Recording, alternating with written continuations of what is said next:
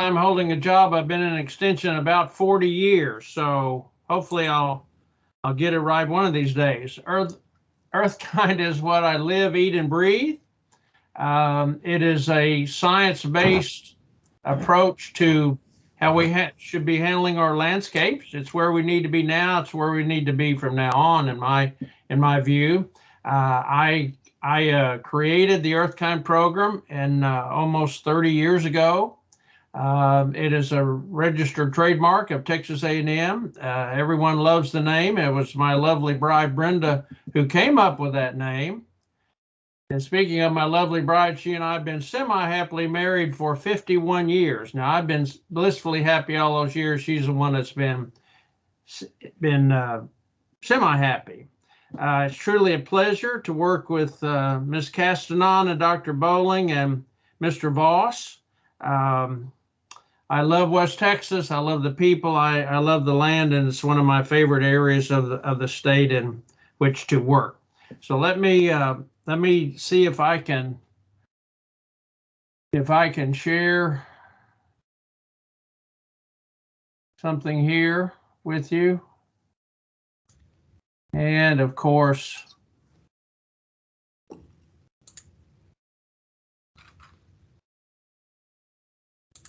oh my goodness.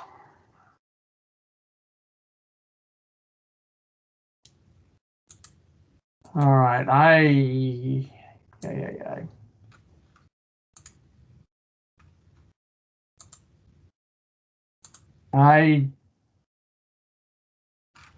do not see a. So you are a presenter, so it should. I don't see anything on my screen here that says share. Well, wait a minute. Maybe I do. All right.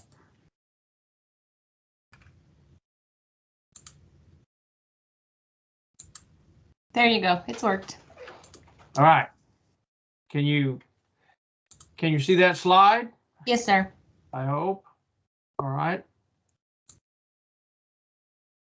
All right. In extension, we're paid to make folks' lives better. So we're one of the major ways we do that is we address critical issues, and in the world of landscape plants and landscaping, there's general agreement that the four greatest environmental concerns regarding American landscapes are that many homeowners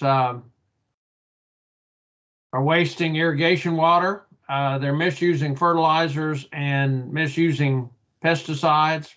They're allowing tree leaves and wood chips to go to the landfill where they're a real problem, instead of using them as mulch in their landscape where they would be a big help. Our goal in Earthkind is we want Americans to enjoy beautiful, productive landscape, productive meaning food crops. We want it to require only minimal maintenance once it's established, and Earthkind is a great example of that. Once the plants are in and mulched, it is the epitome of low maintenance. We want you to enjoy your landscape. We don't want you to have to be out working at it all the time. It's going to be beautiful, and when folks come over to see it, they're going to say, "My goodness, looks like you work all the time out here." Now you can fib and say, "Oh yeah," but that will not be the case. We want you to be able to do this with maximum protection for the environment. I'm a strong environmentalist, as is everyone on this that will be presenting today. Everyone on our Earthkind team, we're all very strong environmentalists, but we base what we say on science. Okay. And we wanted this to improve your quality of life and protect your health and wellness, and also the health of your pets. All right. How do we provide maximum protection for the environment? We're going to do it two ways. We conserve water, Earthkind soil management, which you'll hear about, and drought-tolerant plants, which Ms. Castanon can tell you about, mulching, drip irrigation. That Dr. Bowling is going to be talking about, I imagine. Those are all great conservation tips. All right.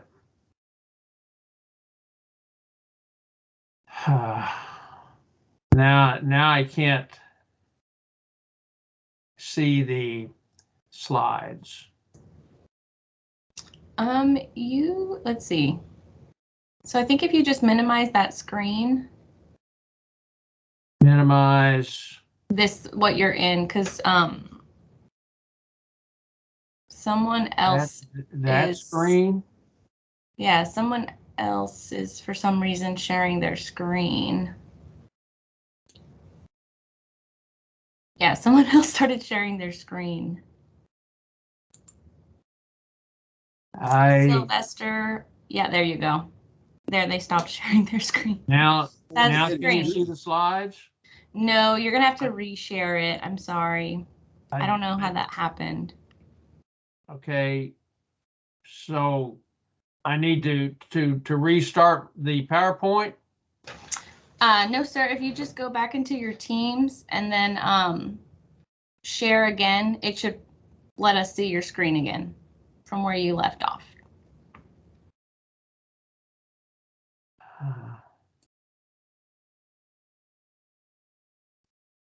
There you go. I can see it. Okay. All right. All right, we're going to conserve water. Probably every land-grant university in America has water conservation plans. I think that's a good start, but we need to go well beyond that. And Earthkind does, because we provide so much protection for air and water quality. And when you take plants with superior genetics, and that's what we're all about here, the best answer for any plant problem, in my opinion, is superior plant genetics and really good soil management. You're going to hear all about that. When you combine those two things, it drastically reduces the need for potentially harmful fertilizers and pesticides in our landscape plantings. Now, I don't have anything against the right kind of fertilizer, but I've just seen homeowners misuse and misapply that so many times over the years. So landscape plantings, I would sure like to minimize the use of fertilizers, and no good horticulturists like to apply pesticides if we can help it. And I recommend pesticides only as a last resort. All right. So Earthkind combines the best of organic and conventional gardening and landscaping techniques to create a really wonderful horticulture system for this century.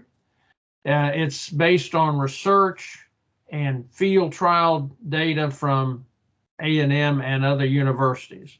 It's also based on real-world effectiveness and environmental responsibility. What we're going to recommend to you works in the real world. It's worked all across the United States every time, other than the desert Southwest. Now that I will make that caveat, but everywhere else where people follow our very simple instructions, it works great and they're very happy with it. All right, what are the different approaches to landscape management? The first one is the conventional approach. That's what I was taught in school. I disagree with that because it uses way too much water and way too much fertilizer. All right. The organic approach. Now, when I first got interested in horticulture, it was in the area of organic gardening, so that's where my sympathies lie. But I'm a scientist. All the speakers on this program are scientists, and we can only say, well, we can back up with field trial and research data. So I certainly agree with the organic approach, that how wonderful really good compost is, how great mulching is. I appreciate that they don't like to apply pesticides, but there's always a but at the end of a sentence like that. As a scientist, I strongly disagree with some of the claims made by organic enthusiasts, because I see no science to support that, especially in the area of soil additives, things like that. So if it sounds too good to be true, it is too good to be true. So be very cognizant of that. All native approach. Now, there's some wonderful native plants, and we highly recommend them. There's some wonderful introduced plants. We highly recommend them. I've been doing landscape design schools for well over 30 years. I would say 98% of the participants in those schools would not be happy with an all native landscape. Why is that? All native landscapes many times are not as attractive. They lack the blooming potential that you would get in an earth kind landscape. So we're going to recommend to you the very best plants, whether they're native or non-native. Can native plants have disease and insect problems? Absolutely they can. So the sustainable approach, I think their heart's in the right spot and they just don't go far enough. To be earth kind, it has to be either beautiful or productive. If it's not, then it's not good enough to be earth kind. And several, let me choose my words carefully here. I've seen several sustainable landscapes I live north of Dallas, and in my opinion, the decisions were based more on a political outlook rather than on university science. And the result is, in my opinion, those landscapes are decidedly unattractive. Very few people are going to be happy with that look, in my opinion. All right, we want you to base your horticulture decisions on a deep, abiding respect for the environment, which we certainly have, and also the latest results from randomized, replicated university field trials and peer-reviewed research studies. I'm very proud of what Debbie Frost and Jeff Floyd, who are hort agents there in Midland, Odessa, they have done great field trials on earth kind roses and on grapes, and now on American rose trials for sustainability. And much of what we know about how those plants grow in a very dry environment, we have learned from the trials there. So I really appreciate what the agents and the master gardeners have done there over the years. So you have a rich history of doing great earth kind work out there. All right, and I prefer to avoid pest problems before they occur. I don't like to get phone calls from people where they already have a very serious plant problem. So the fundamental earth kind approach is that we're going to recommend to you the plants with the strongest, best adapted, most pest resistant genetics. Superior genetics is the best answer. Not more water, not more fertilizer, not more pesticide. And then we urge you to combine that with highly effective earth kind environmental soil management, because you can have plants with the strongest genetics, but if their roots are unhappy because you didn't do a good job of bed preparation, or they're being overwatered, then the plants will not perform to their genetic potential. So we urge you to utilize earth kind roses and then Texas Superstar plants. Texas Superstar is another outstanding program of A&M Extension. I was one of the co-directors of that when we founded that many years ago. So you have that's a program where you get some of the best university horticulturists in Texas, and they're always searching for and testing new plants. So I would urge you to go to TexasSuperstar.com, and any of those plants that are recommended for Midland, Odessa, I think you're going to be very happy with those. Earth kind roses should do well for you. We've grown them out there a long time, so you can go to just Google earth kind roses at Texas A&M, and it will get you to that portion of the website. And I wrote that portion. All right, pesticides. I only use pesticides as a last resort, and I will tell you what will move somebody from totally organic to earth kind faster than anything else, and that is fire ants. My lovely bride had followed me all across the U.S. I've been fired from several jobs, and I went to several different schools, and we never had to battle fire ants till we came to Texas, and I didn't realize fire ants will build their mounds into the weep hole of a foundation, but they certainly will. Our son was about 2 years old. We'd been here about 2 months. At 3 o'clock in the morning, we heard him scream. His mama came horizontally off the mattress about 6 inches. We rushed in there, fire ants all over him and through his bed. And his mother held a corrective action counseling session with me where all I could see were teeth and gums. And she was explaining to me I needed to kill those fire ants. I said, yes, ma'am, I'll go out and kill them right now. But if you'll let me wait till dawn, I can do a better job of that. So, by the way, of course, you can't ever kill all the fire ants, and I can make an argument that you wouldn't want to kill all of them. But the entomologist at A&M, I tease them a lot, but we've got some absolutely great entomologists, and they've come up with what I think is the best answer. Now, don't ask me any questions on this, but it's a Texas two-step method. So Google Texas two-step method, Texas A&M Extension, and it will tell you all about it. But in general, you apply at least years ago, what they were recommending, I assume it's still the same. You apply a growth regulator bait. It's not a poison, doesn't kill any ants, but the worker ants take that and they take it to the mound, feed it to the queen. Many times those mounds are so small we can't even see them. It doesn't kill the queen, but it sterilizes the queen. Well, the average lifespan of a worker fire ant is about 6 weeks if you don't do anything. So since that queen can no longer reproduce, that mound is going to die out in a few weeks. Then if you have some mounds near high value areas, then you may want to come in with a pesticide. But I tried that. We had almost 100 fire ant mounds in our home, in our landscape. I tried this Texas two-step approach.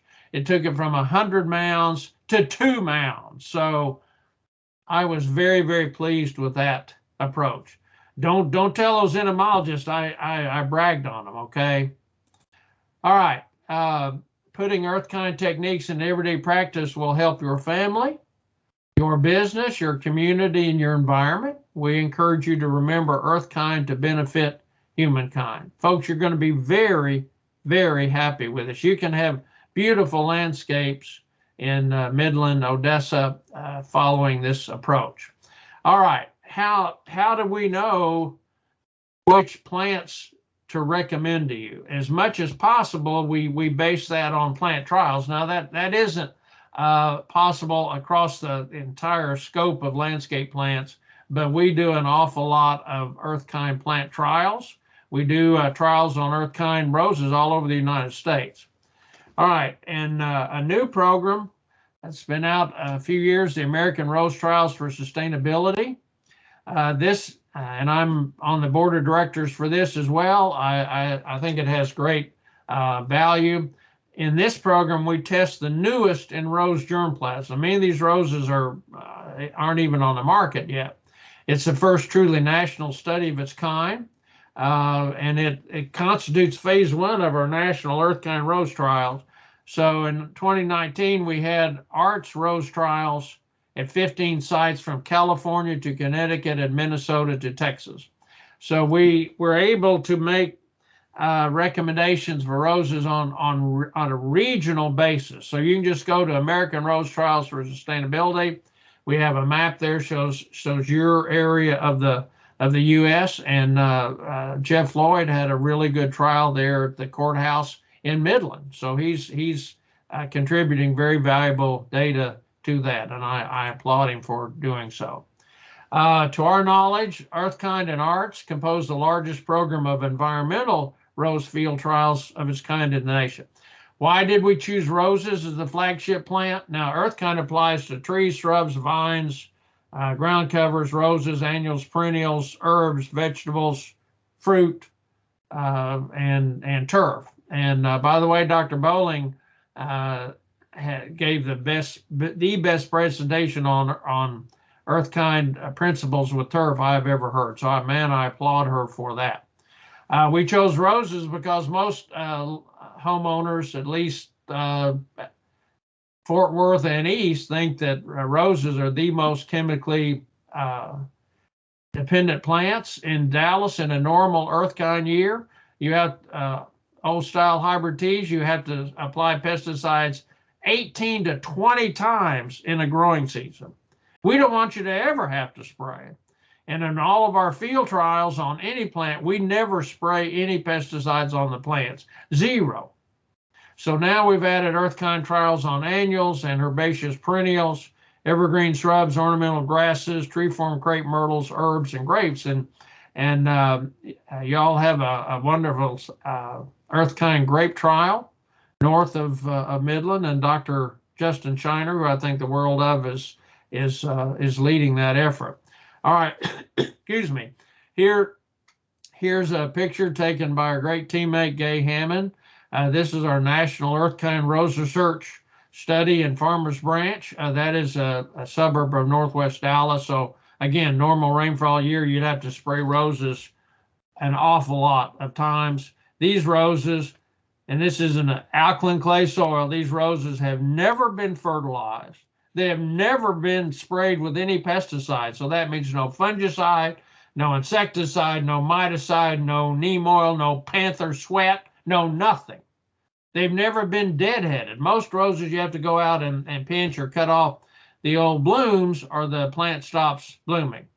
Not with superior genetics. They kick back into bloom on their own. And these have never been pruned. And folks, I'm just a simple country boy, but that's about as good as roses get right there. And that picture was on the cover of Hort Science, which is a highly regarded horticultural research journal. So we are very, very happy about that. But you can have roses just that nice. All right, here I have great earth kind teammates all over the United States. I'm blessed to get to work with so many great people.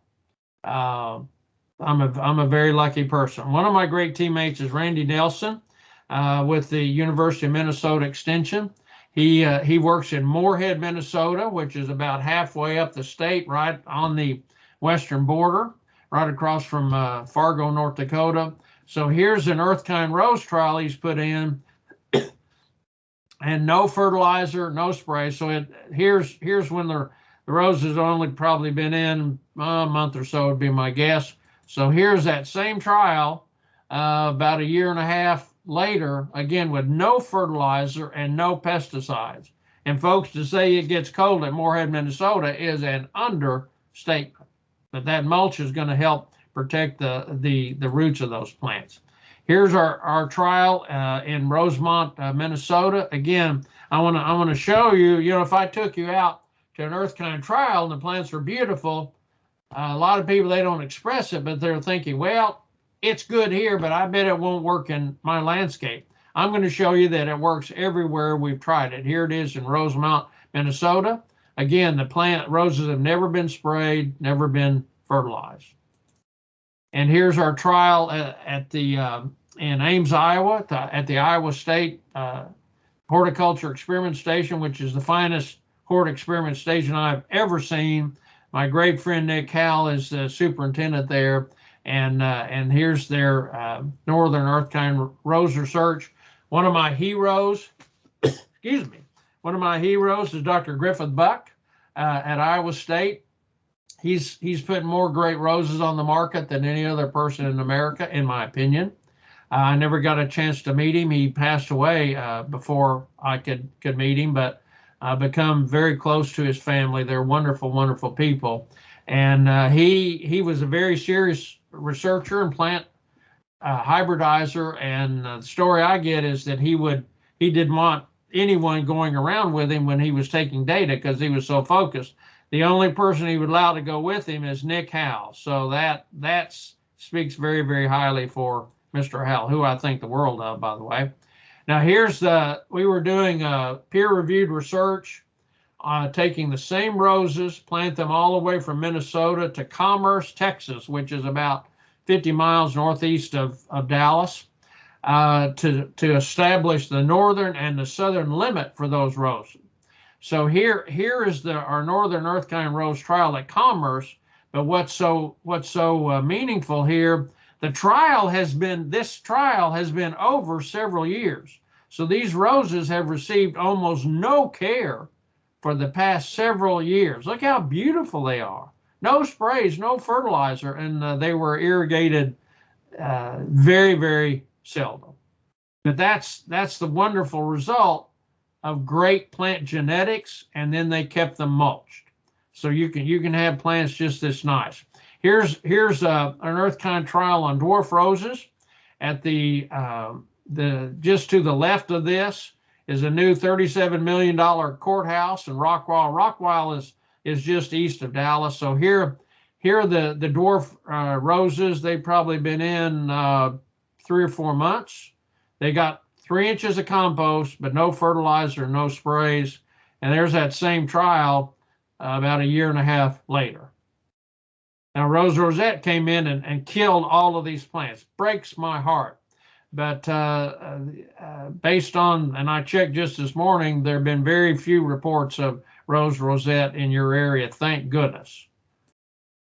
All right. A great friend and colleague, Dr. Greg Church, was a hort agent here in Collin County where I live. And he came to me years ago and said, Steve, I would like to put in an earth-kind trial on perennials. Now, folks, I don't know much about perennials. When I was in school, Mother Nature had not invented perennials yet, because we didn't have a course on it. But at least I had enough sense to say, sounds good to me. Well, he and his master gardeners did a magnificent job of it. This beautiful earth-kind perennial garden, he had over 100 different kinds of perennials.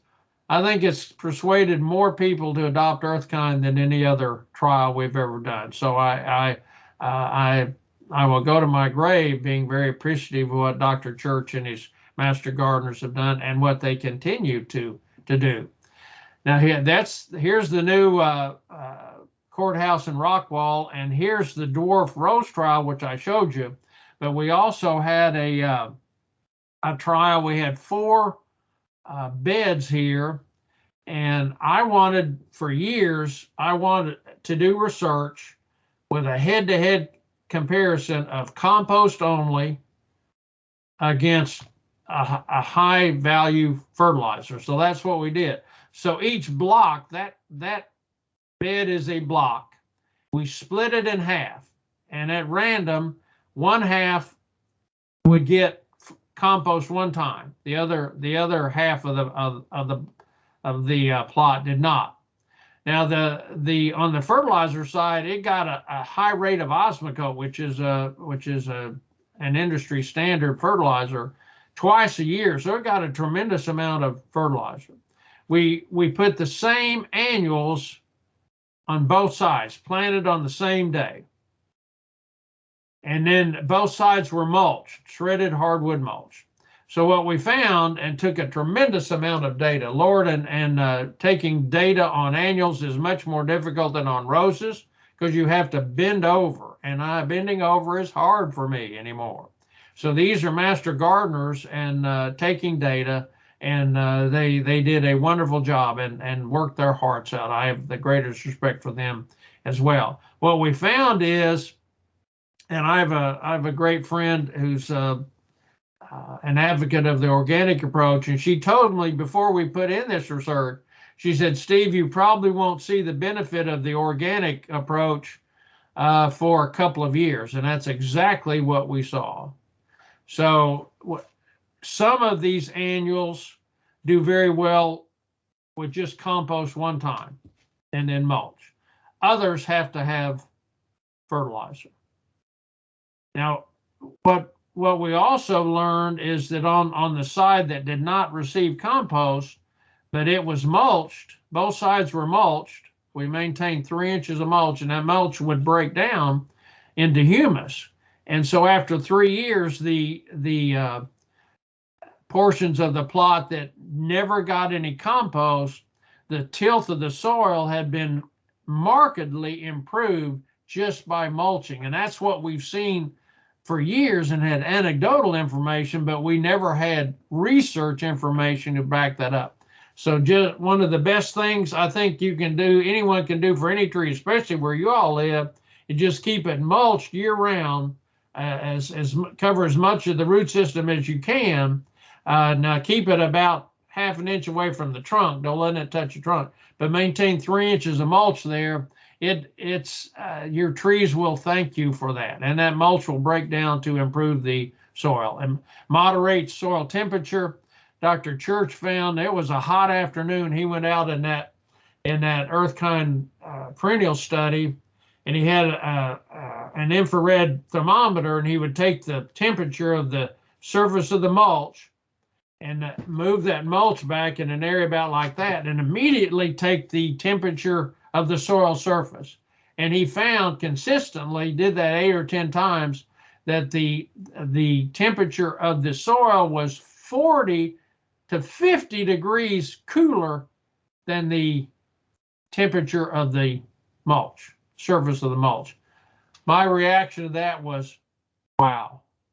I knew it would help. I thought it would reduce the soil temperature maybe 5 to 10 degrees. I never thought it would be 40 degrees. No wonder the plants were doing so well.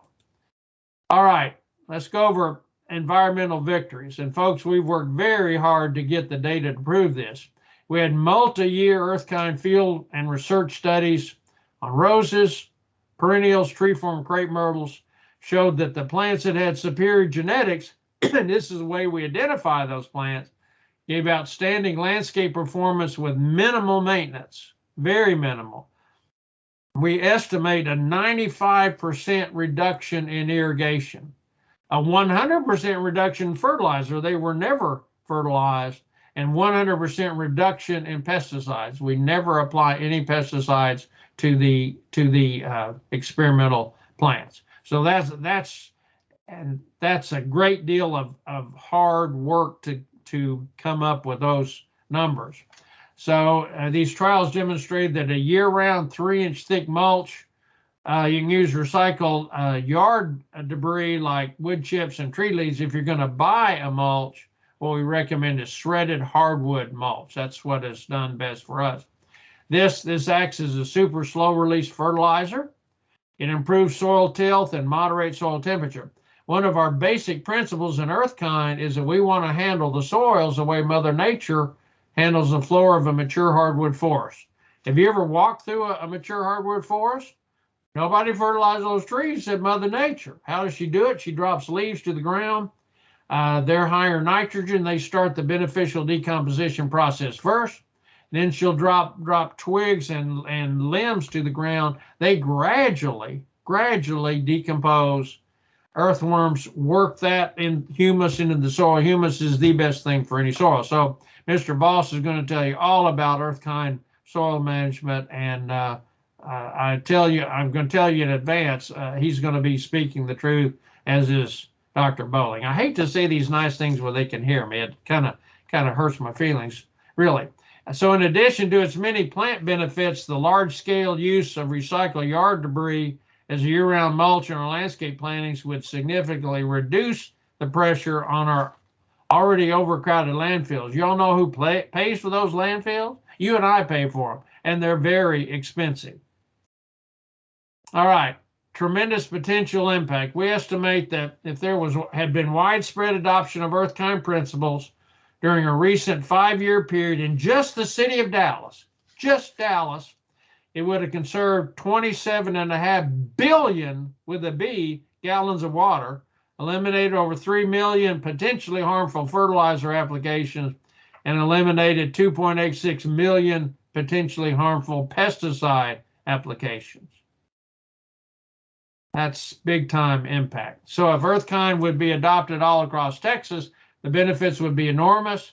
These high impact results provide extraordinary water conservation, truly outstanding protection for air and water quality. When people misuse fertilizers, many times that adversely impacts water quality. It can have problems with nitrogen and especially with phosphorus.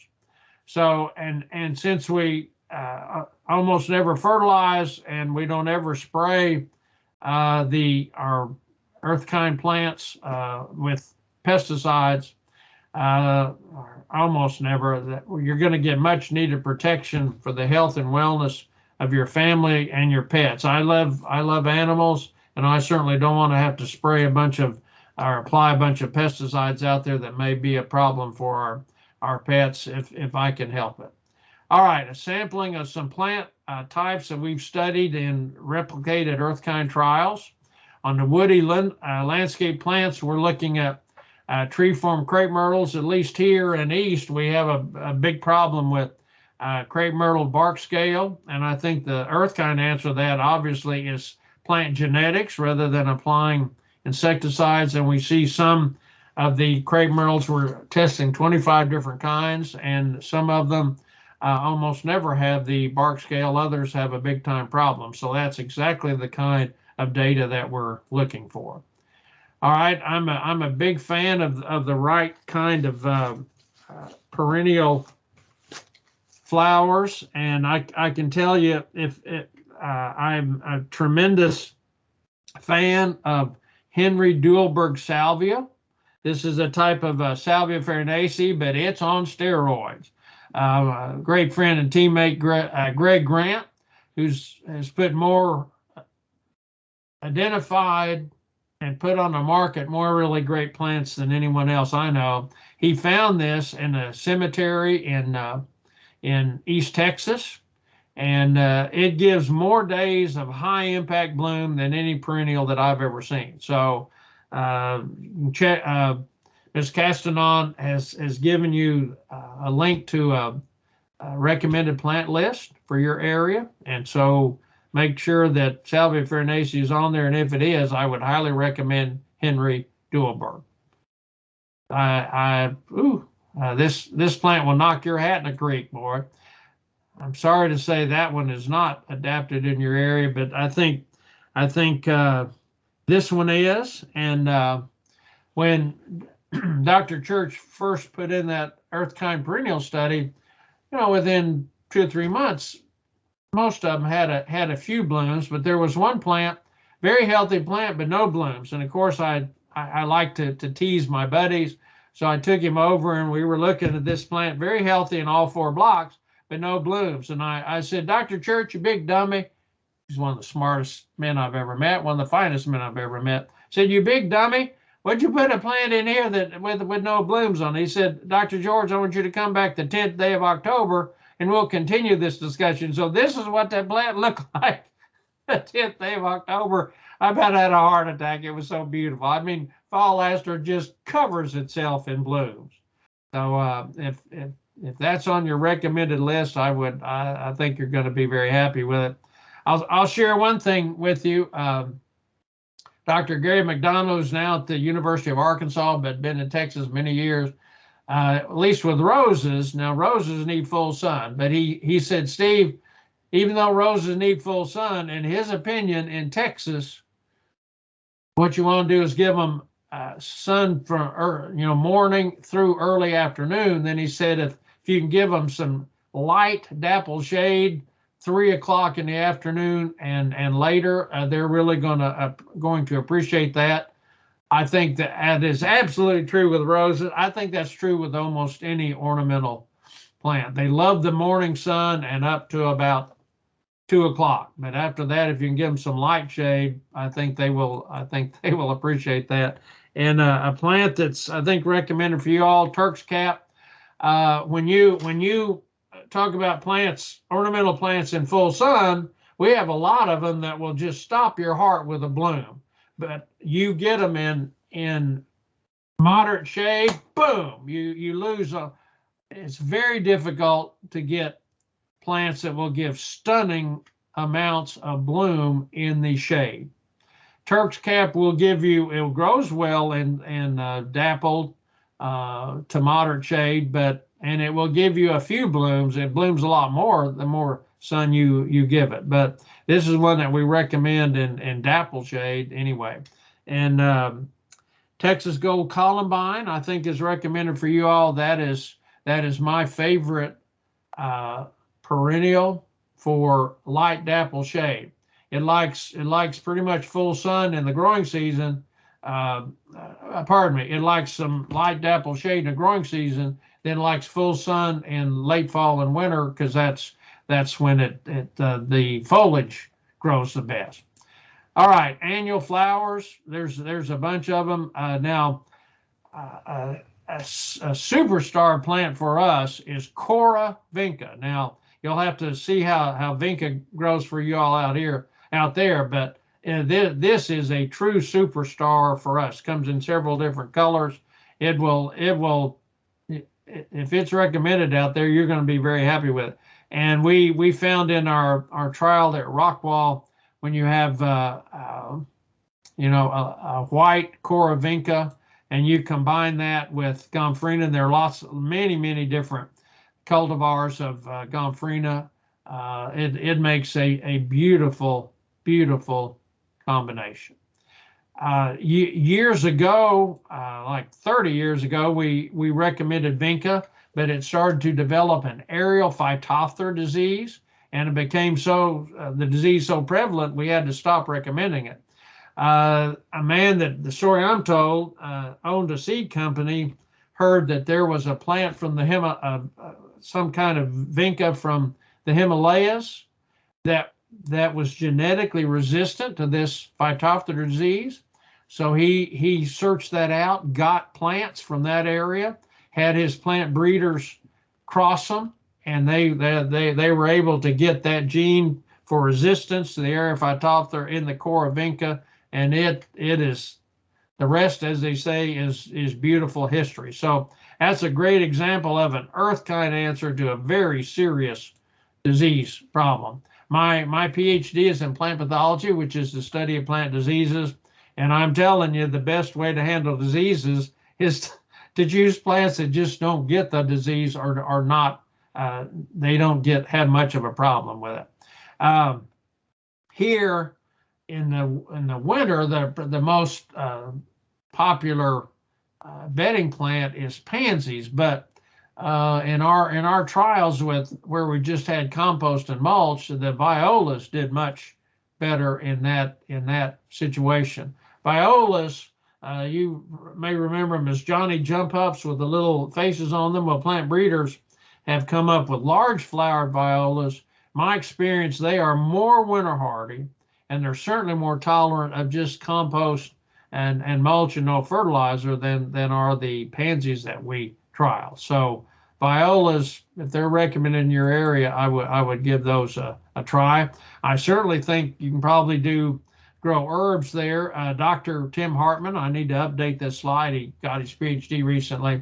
He, at my urging, he did earth-kind herb research where the same herbs were planted at several different sites, and both annual and perennial herbs. And as we expected going in, they perform very, very well in the earth-kind system, where you don't ever have to fertilize them and you don't ever have to apply any pesticides to them. And that's particularly important with herbs. Most people grow herbs because they want to use them in their cooking. Well, you certainly don't want to be putting plants in your food that have had pesticides if you can help it. I would certainly want to avoid that. And the earth-kind grape research is being headed up by Dr. Justin Shiner, and he has it at several places in East Texas, but you also have a trial north of Midland, and I'm very proud of that. In East Texas, if you're growing grapes, I think you have to make multiple applications of fungicides, certainly each growing season. We have a trial at Myers Park. I would urge you to, if you ever get a chance to go to Myers Park and Event Center, northwest of McKinney, I would highly recommend that to you. That is the National Center of Excellence in Earth-kind. They have more earth-kind trials there than anywhere else on the planet, and we've had several national and even an international horticulturists come all the way to McKinney, Texas, just to see how earth-kind is done. And the grapes there are growing very, very well. They never spray them, they never fertilize them. So I'm very excited about that. All right, let's see. Okay, can you still see me, Miss Castanon? I can see you in the top corner, but I still see that slide that you have up. All right, let me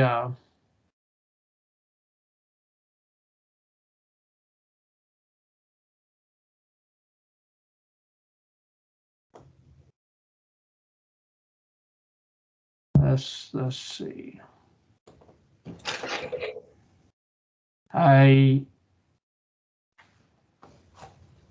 Here, let me see.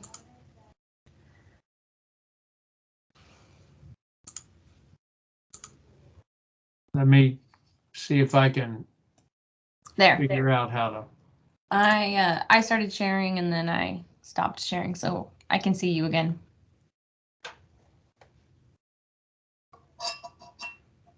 All right, did that get rid of the slides? Yes, you should be able just to open your Teams now and participate normally. Okay, I didn't hear that. I'm sorry. You should be able just to go back to Microsoft Teams and just see us normally, maybe. I can you all see and hear me? Yes. All right, well, let me go over how I would suggest that you go about selecting the plants. I would depend heavily on that list of recommended landscape plants that Ms. Castanon has provided to you, and then go to Aggie Horticulture, look at Earthkind roses, and then Texas Superstar. Mr. Voss is going to talk to you about how to prepare an Earthkind bed, and that makes all of the difference. I would talk about landscape plants now. I don't know anything about turf, but Dr. Bowling, her parents and I paid a lot of money for. She spent half her life in school, so she is a real expert on turf. What I would recommend on your landscape plants is that you break your landscape into 3 zones according to their priority in regards to your enjoyment of your landscape. Zone A would be like immediately around your patio. In my opinion, that's where I would spend most of your money on water. You can have a gorgeous landscape planting around your patio. So I would use plants from that medium water use group there. Then zone B is kind of about halfway out in your yard. Some of the landscape plants, you may have a bed where you want to have medium water use plants. Otherwise, I would probably go with low water use. And then zone C would be the outer periphery of your yard. Certainly, that's where I would use the low water use plants. Okay.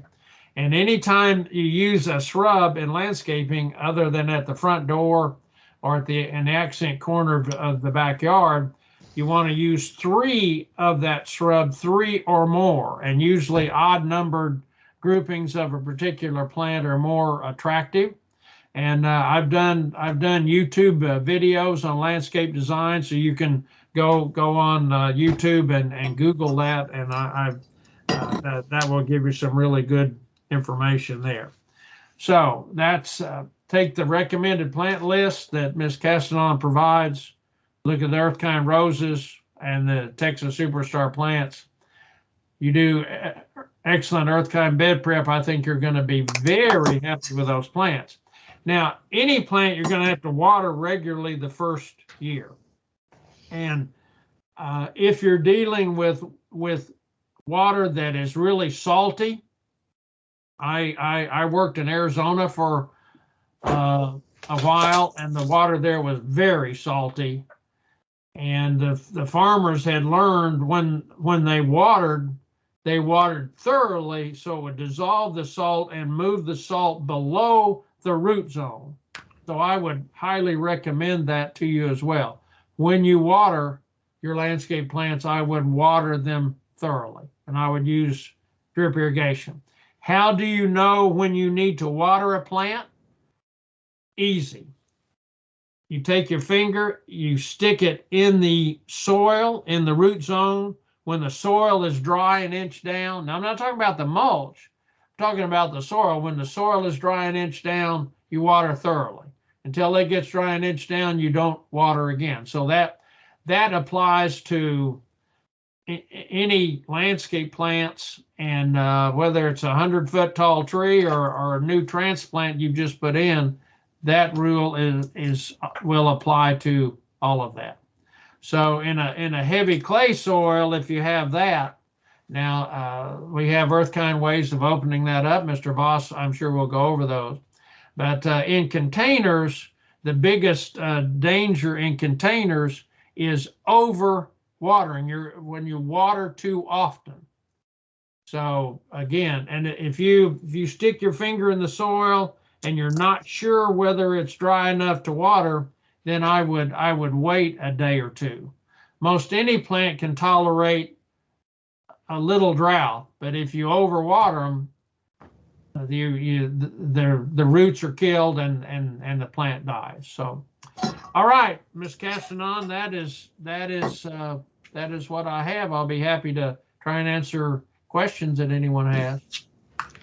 Yeah, that was great. Thank you so much. Does anyone have any questions? Susie says in the chat, thank you for an educational and entertaining presentation. You have a great sense of humor.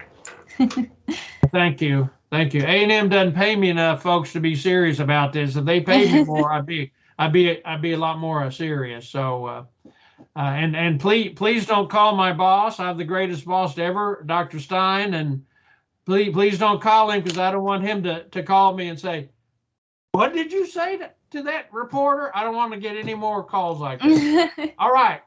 Thank you very much for having me. I wish I could have been out there to do it in person with you. I love coming out there. Yeah. All right. That's all I have. I'm not seeing any more questions. But if Dr. Bowling is ready, you're free to get started. For grubs or bowling, I never know. I like to keep people guessing, keep them confused. Yeah, it's bowling now, but I need to still have them change it on all of my stuff. So I always like second guess. I'm like, wait, am I calling her the right one? Yes. And I need to change my background. We need to be more in West Texas. I don't think we do not look like that. Okay, let me share.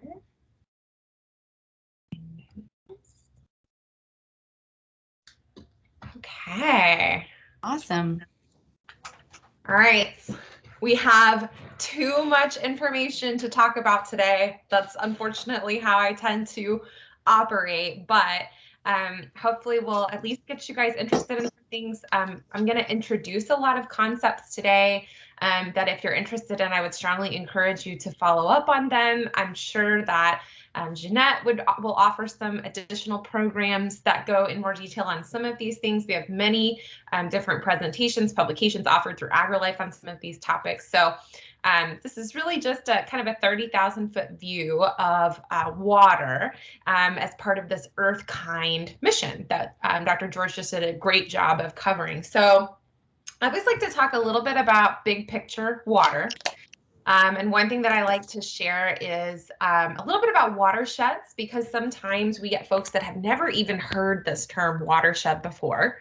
And a watershed we define as a land area that channels rainfall and snowmelt to creeks, streams, and rivers, and eventually to outflow points such as reservoirs, bays, and the oceans. And so this is where a lot of times I may ask folks, do you live in a watershed?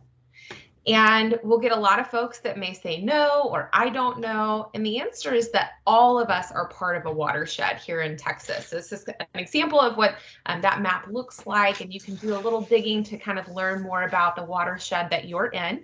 But what this really means is that we're connected to something bigger. And the decisions that we make in the landscape really do matter. They have a big impact. So as water flows, it often picks up pollutants, which can have sinister effects on the ecology of the watershed and ultimately on the reservoir, bay, or ocean where it ends up. And so, you know, a lot of the things that Dr. George just did a great job of covering, you know, this ultimate goal of Earthkind allows us to make decisions in the landscape that, like he said, give us a beautiful, impressive, functional landscape, but also allow us to reduce the potential impact that we have on the larger environment, including on our watershed. And so it comes down to those important decisions like appropriate plant selection and creating a system where we can substantially reduce the amount of inputs that we're putting into that system, whether it's supplemental irrigation, fertilizers, or pesticides. And so all those same principles that we just talked about tie back to this.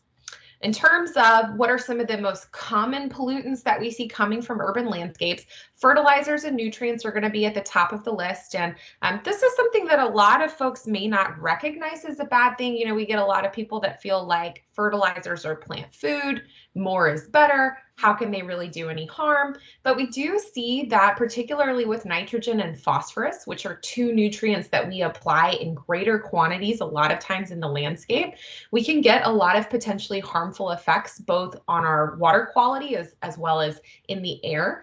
And we can see those effects on surface water, and we can also see them on groundwater. If you live in a part of Texas where you're using the groundwater resources quite a bit, where you're in a recharge zone for one of our aquifers, we can have a really significant impact there.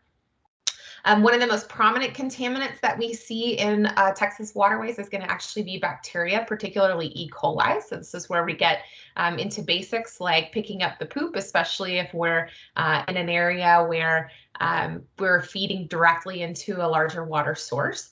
Pesticides in all forms can be contaminants of air and water coming from our landscape, and then carbon emissions as well. So again, it just comes back to our goal is to have beautiful landscapes that are also resource use efficient and are going to ultimately reduce the amount of pollutants that we're contributing to the environment. Then, of course, we also here in Texas really prioritize water conservation. And this is a concept, you know, when I'm in West Texas, this is something that I do not have to spend a lot of time convincing folks of compared to some parts of the state. Oftentimes in West Texas, you guys just by virtue of where you live are much more conscientious about water use. You're much more aware of the importance of protecting water, one of our most sacred resources here in Texas.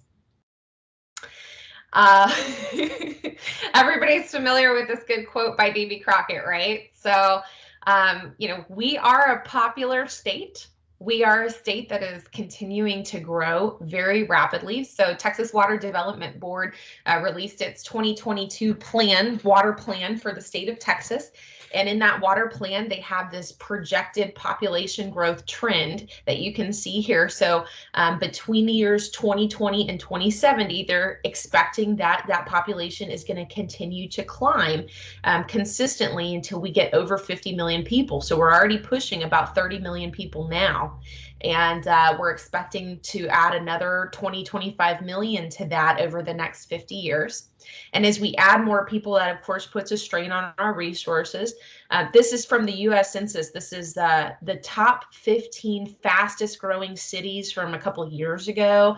And I really like this because of the 15 fastest growing cities in the United States just a couple of years ago, 7 are here in the state of Texas, including number 13 there, Midland. So we definitely are a popular spot for transplants from other parts of the country. And again, that's putting a strain on some of our resources. So this is also from the state water plan. This image starts over here at 2020. So we can see that even here, there's a gap between demand and existing supply. Now this year, we've been pretty fortunate in many parts of the state. We've received more rainfall than usual during the summer months.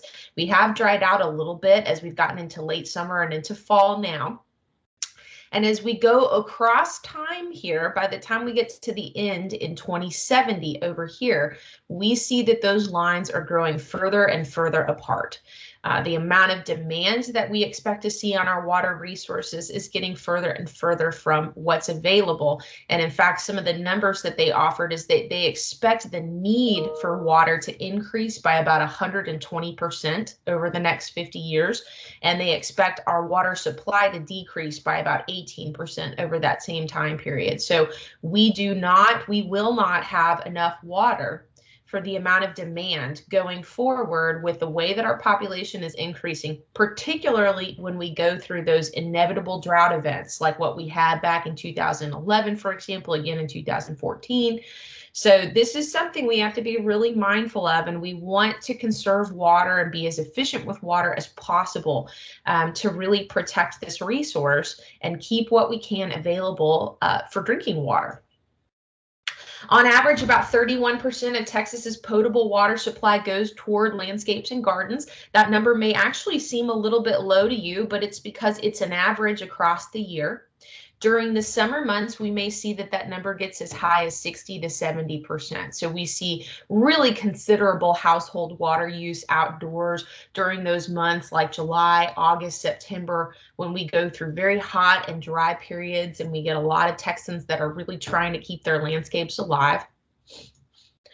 Unfortunately, as much as 50% of that water may never be taken up by plants, either because we're watering sidewalks and driveways more than we're watering our plants, or we have substantial runoff from our property that's just going into the street, or we're using a system or watering at a time of day that encourages significant evaporative losses. So this is where we really want to try to prioritize appropriate irrigation planning, design, and programming to be as efficient as possible and try to ensure that we're only using as much water as we need, and that we're creating a situation where the majority of that water can be taken up by our plant materials or stored in our soil and is not going to be lost.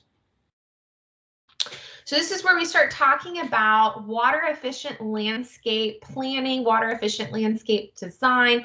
A lot of times I'll have kind of a preamble here where I talk a lot about soils, because soils are hugely important when we're talking about resource efficient landscape designs, when we're talking about encouraging infiltration, encouraging water capture, encouraging water and nutrient retention. But my good friend Brad is going to talk about that a lot today, so I'm not going to step on his toes too much there. Just know it's hugely, hugely important. So do stay on and make sure that you watch Brad's talk after mine today. When we talk about water efficient landscapes, especially when we're in West Texas, I would say, I lived in Lubbock for about 7 years. A lot of times we get an image in our head that may be something like this. Or it may be something like a yard full of just lava rocks, or a yard that we've decided to pave over with concrete. And there are some kind of words that come to mind when we think about this, right? One of the first ones is going to be hot. This is not a yard that I want to take my lawn chair out in and relax in, right? And that heat load has an impact on our house as well. It has an impact on our air conditioning bill.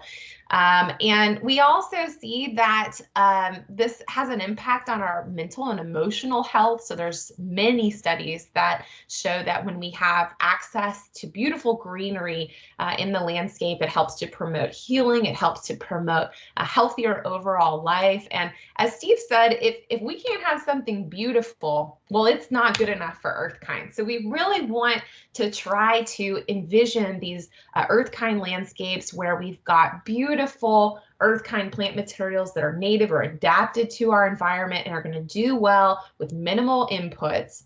We want to make sure that we're choosing water efficient turf grass areas, and we can have hardscape areas. We can have those spaces to set up patio furniture or to have walking trails in the landscape, but we want as much as possible for those areas to be permeable, meaning that they allow for water to move through them. So we call those permeable hardscapes. So when we're talking about this very balanced water efficient garden or water efficient landscape, we're looking for those three components. We want permeable hardscapes, we want good Earthkind plant materials, and we want water efficient turf grass.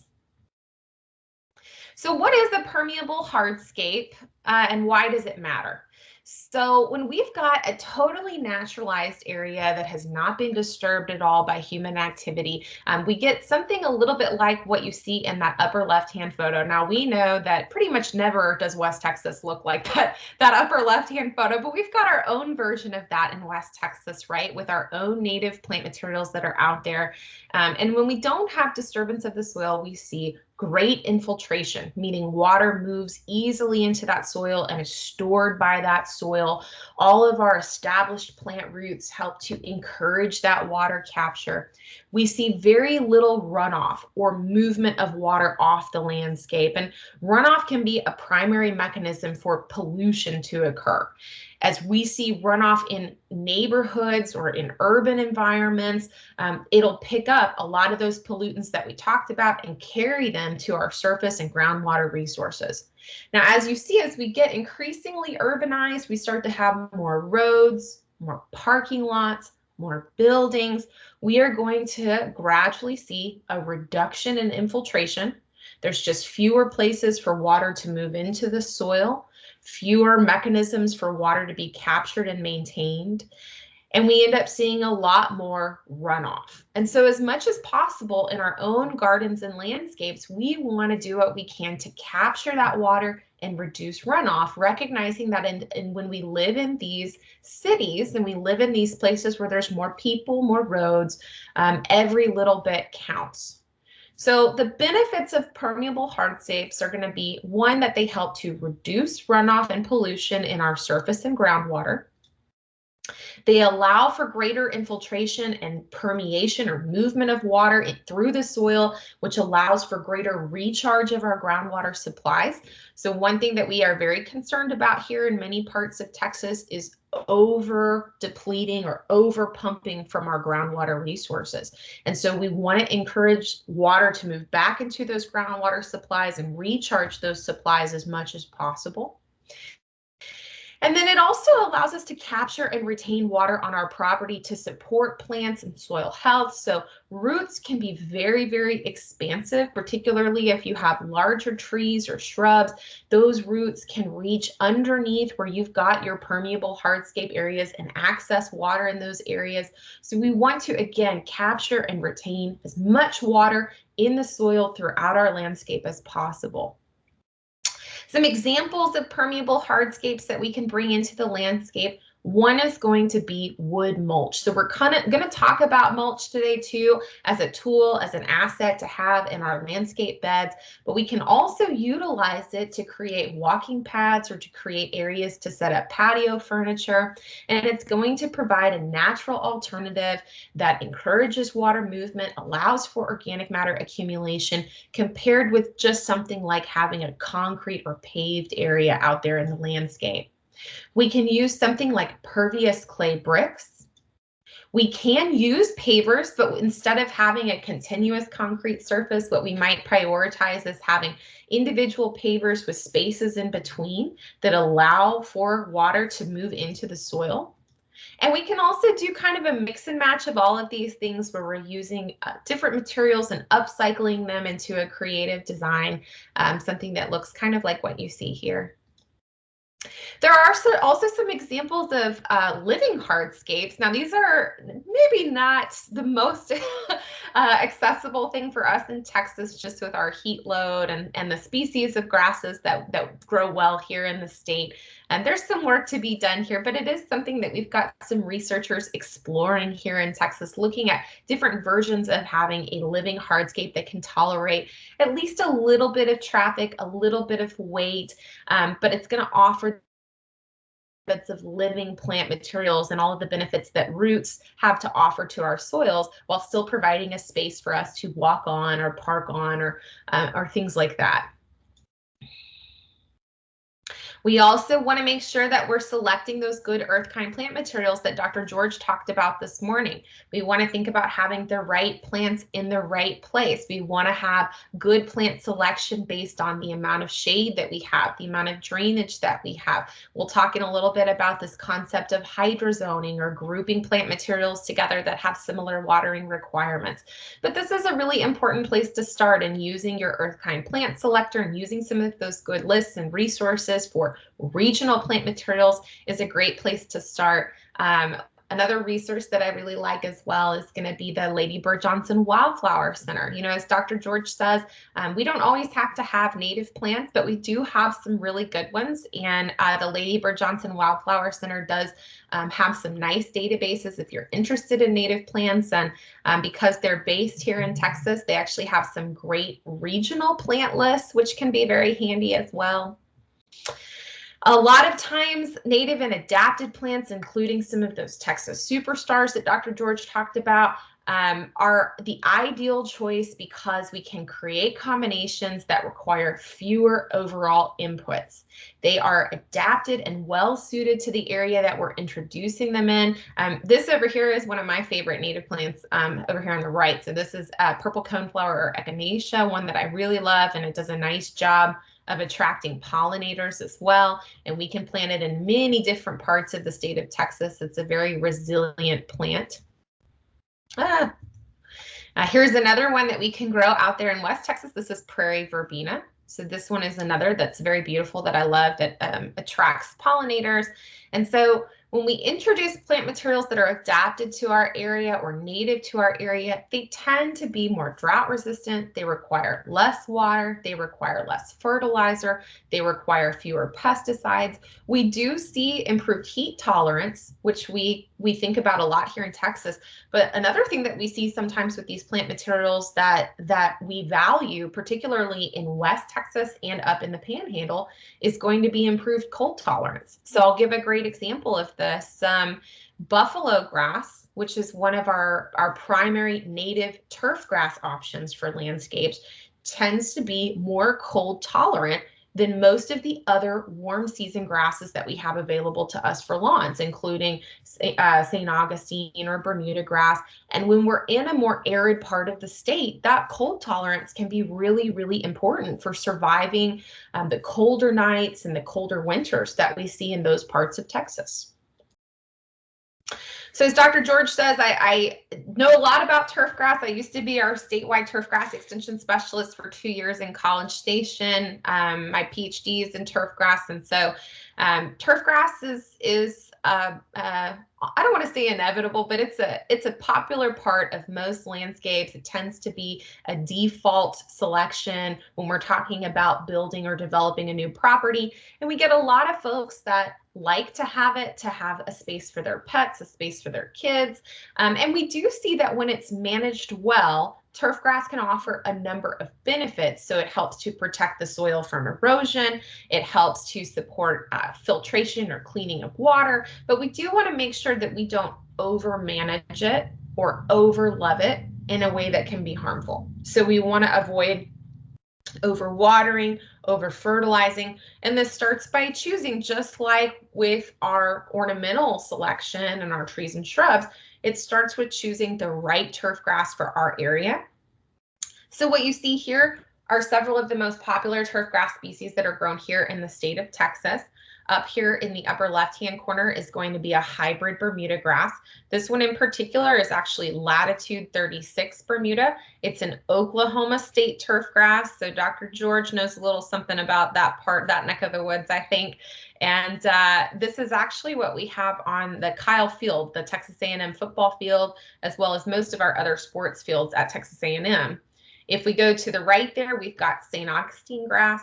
Typically not my go-to recommendation for West Texas, and yet every time I'm out there, even when I was in the Ector County Cemetery a couple of years ago, they had this in certain areas of the cemetery. So I know it's still a popular choice, but it is a little bit more of a heavy water user than some of these others. Now I will share with you guys that Texas A&M has a new St. Augustine grass that we plan to release. It should be available to the public in about 2 years, that uses 60 to 80% less water than the St. Augustine grass is currently on the market. It is competitive with Bermuda grass, some of the most drought tolerant Bermuda grasses for water use. Then over here on the right, we've got zoysia grass. That's been increasingly popular. We have a lot of different types of zoysia. And then down here at the bottom, we have native grasses. So here on the left, we have a blend called Habiturf. Whoops. that is a blend of buffalo grass, blue grama, and curly mesquite.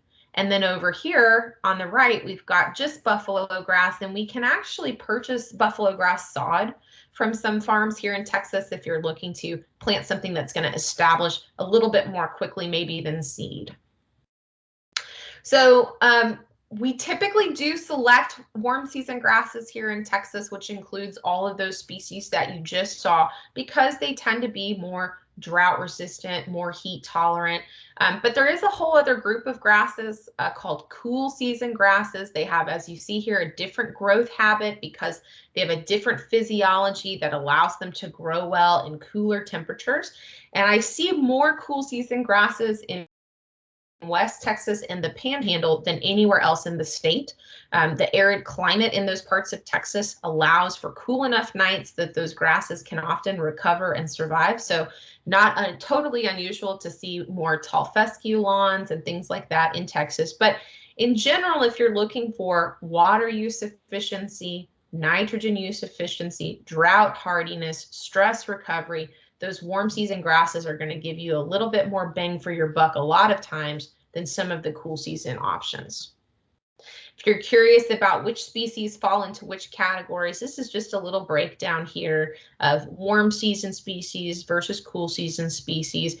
And even with the warm season, some of these we would not recommend for West Texas. So an example would be centipede grass. Centipede grass does well in areas that get 50+ inches of rain a year and have acidic soils. So that is not even close to what we typically see out in West Texas. So even among those, we want to make sure we're choosing something that's the right fit for us.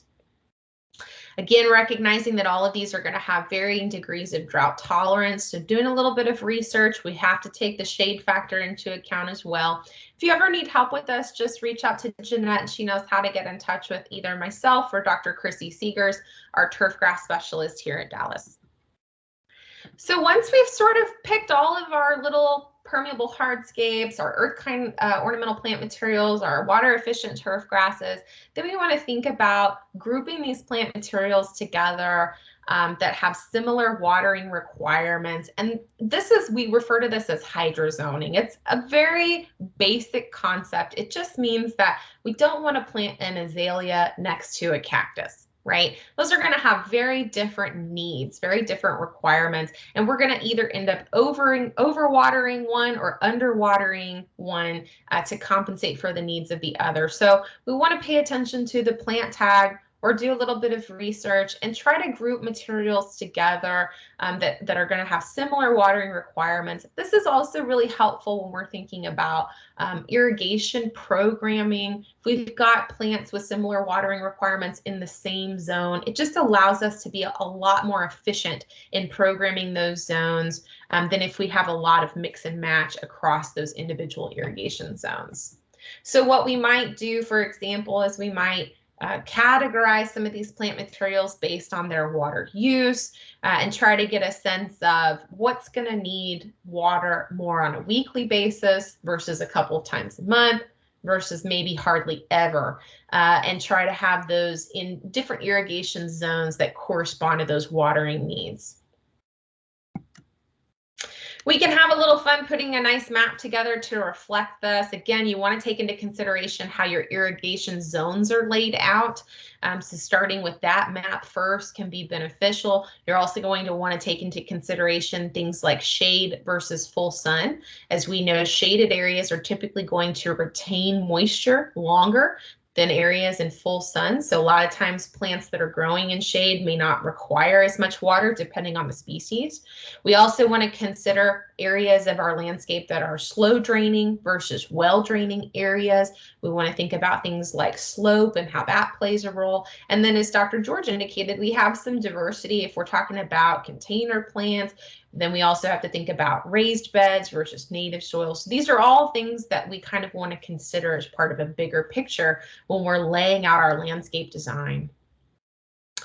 All right, next thing we'll talk about a little bit here is going to be irrigation basics. And I emphasize basics. We're really just kind of dipping a toe, so to speak, in some of these concepts. And as I mentioned, as you get more interested in some of these things, a lot of good resources available through Texas A&M AgriLife to look more into that. One place I like to start is talking about how here in the state of Texas, there is licensing around professional irrigation, auditing, management. So a person may not sell, design, install, maintain, alter, repair, service, or inspect an irrigation system or consult in these activities unless that person is licensed by the Texas Commission on Environmental Quality. Now, this doesn't mean that you can't go out and do some light tinkering, light repairs to improve your system, to replace a nozzle or a head as appropriate. But certainly for those bigger jobs, when you're looking at doing some major renovations to a system or retrofitting a system, it can be really smart to get a licensed irrigator involved to make sure that things are done well and as efficiently as possible. And further, I like to share this with folks so that you know that if you hire somebody, pay somebody to come out and provide support for your irrigation system, you're going to want to make sure that that person is licensed to do so. And one way that you can do this is you can visit the Texas Commission on Environmental Quality website, that's TCEQ, and you can actually search your zip code and it will pull up, like you see here, a list of licensed irrigators in your area that you can call upon. Similarly, you can actually search folks by name. So if you've got a landscaper that you really enjoy working with and you're not sure whether or not they have an irrigator's license and whether or not you can ask them to help with your irrigation system, that's another thing that you can do is search their name in that system. So it just allows you a space to find somebody that's qualified and licensed to do that work. Now, a lot of the irrigation recommendations that we see here in Texas are based on something called evapotranspiration. So what this means in a nutshell, it's a combination of two words. The first of these is evaporation, which you've heard before. And in this context, it refers to water loss from the soil and surrounding surfaces. And then the other word that comes into play here is going to be this term transpiration. And transpiration, in very simple, very technical, official scientific terms, is plant sweat. So just like us, plants need a mechanism to cool themselves when things are hot or they're especially active. And this process is called transpiration. It's water lost from the plant as vapor, and it occurs through a structure in the plant called the stomata that is on the leaf surface of the plant. So when the temperatures are hotter, the plant transpires more. When it's windier, the plant transpires more. When there's greater light intensity and that plant is photosynthesizing harder and working really hard, the plant transpires more.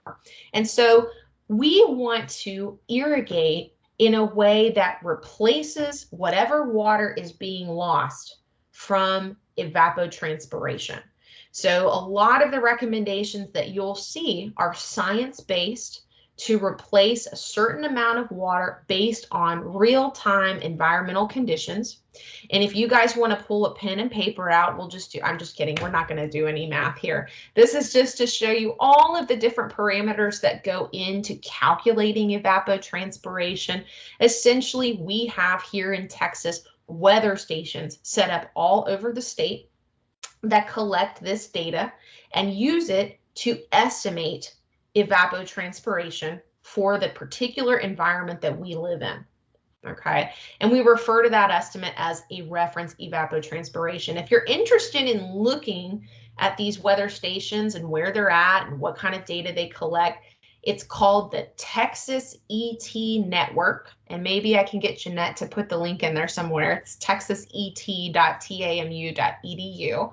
And also in West Texas, a lot of times, I don't remember if it extends to where you guys are. I think it does, but there's also something called the West Texas Mesonet that also provides weather data, and that one is managed by Texas Tech. So once we have that reference evapotranspiration value or that estimate of water loss, we use something called a crop coefficient, which is essentially a multiplier to customize what we customize what we need to replace or what our water requirement is based on the specific plants we have. So I'm not going to get into too much detail on this today. It's mostly just to demonstrate that there's a lot of science that goes into this, and we really try to customize it to this particular plant. And if you visit the Texas ET Network, you can learn a little bit more about this and about which coefficients or multipliers that we use, for example, for warm season grass. Now, what I've done here is I have actually gone through the historic data for the state of Texas, and I've pulled some values for different cities across the state based on that historic data that show you what the average weekly watering requirement is for the major months of growth here in the state of Texas for our turfgrass lawns. And so all this is to demonstrate that typically here in the state of Texas, during those warmer months of the year, we do not need to irrigate more than 1/2 inch to 1 inch of water per week during periods of active growth. And a lot of times, if we're talking about spring or fall, I recommend you turn off your automated irrigation altogether, because when we have our automated irrigation turned on during those seasons, we tend to waste water and use water unnecessarily. And instead, what I would recommend is that you just turn your water on as needed. And one way to tell that our turfgrass lawns need water is if we go out in the morning and we step on them and we pull our foot back and the turfgrass does not bounce back right away, that's a sign that the turfgrass is water stressed. And similar to what Dr. George recommended, we can also take a finger, or in this case, if it's a turfgrass lawn, take a screwdriver, dig it into those upper inch or two of soil and get a sense of how dry that soil is. For turfgrass, a lot of times we want to wait until the upper 4 inches are dry for an established lawn before we water. We really want to encourage deep roots and typically want to wait until it's a little drier on top, upper 2 to 4 inches are dry before we're watering. There are some resources throughout the state to help guide watering practices. And Jeanette, you'll have to chime in as to whether or not you guys have this there. I'm not sure if you do or not, but we've got something called the Water My Yard program. It's run by Dr. Guy Phipps and Charles Swanson, and it'll actually, you can subscribe to it and it will tell you how much to water on a weekly basis by sending you an email or a text message. But yeah, I don't think we are. I know I think I might have tried that when I first started here. That looks familiar, and I think we're not on there.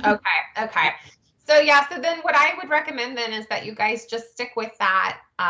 Plan on watering between 1/2 inch to 1 inch of water per week, but make sure that you adjust if you get rainfall events. So obviously, if we've already gotten 1 inch of rain that week, we don't need to turn around and also irrigate for 1 inch that week. So, okay, low flow irrigation. So this is a big one when we're talking about earth-kind landscaping, and I love drip irrigation.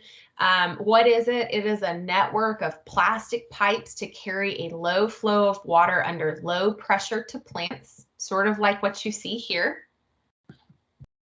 What are some of the benefits of drip irrigation?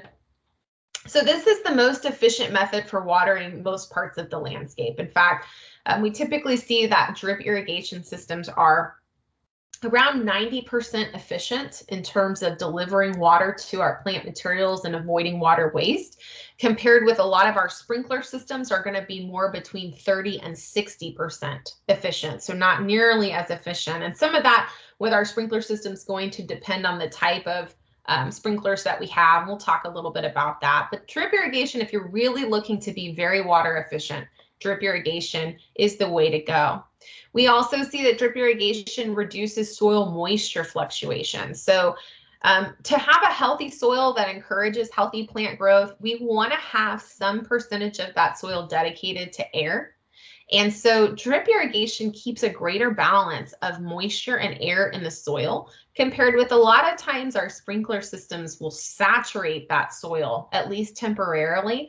And so it just is kind of more dramatic. It's more dramatic fluctuations, and it's a little bit less conducive to plant growth compared to something that's lower and slower. Drip irrigation allows us to navigate some of those oddly shaped or really narrow areas of the landscape. A lot of times drip irrigation may be exempt from watering restrictions. So that's usually on a by city basis. So you can look at your municipal or community ordinances. Drip irrigation can be relatively easy to install. So very often we see a lot of folks just use drip line on the surface. They're not having to do a deep trench the way that we would for an in-ground sprinkler system. These systems are adaptable and typically easy to change over time as our landscape evolves.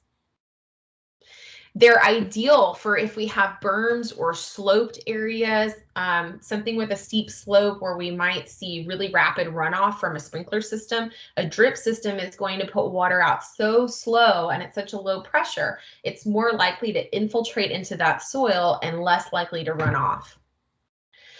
Drip irrigation can help keep water off of the leaves of our plants. This can help protect plants from disease, and it can also help protect plants from poor water quality by keeping salts off the leaves. Where can we use drip irrigation? We can use it in our vegetable gardens. We can use it in our raised beds. We can use it in our ornamental beds. We can use it around trees. We can use it for windbreaks. We can use it if we've got a little greenhouse and we want irrigation for our greenhouse. You can use it for container plants. You can even use it in your lawn. So we're seeing in many parts of Texas actually an increase in what we call subsurface drip. So that's where they bury the drip lines underneath the lawn to slow feed the lawn and try to improve efficiency. So we can use it just about anywhere we want in the landscape.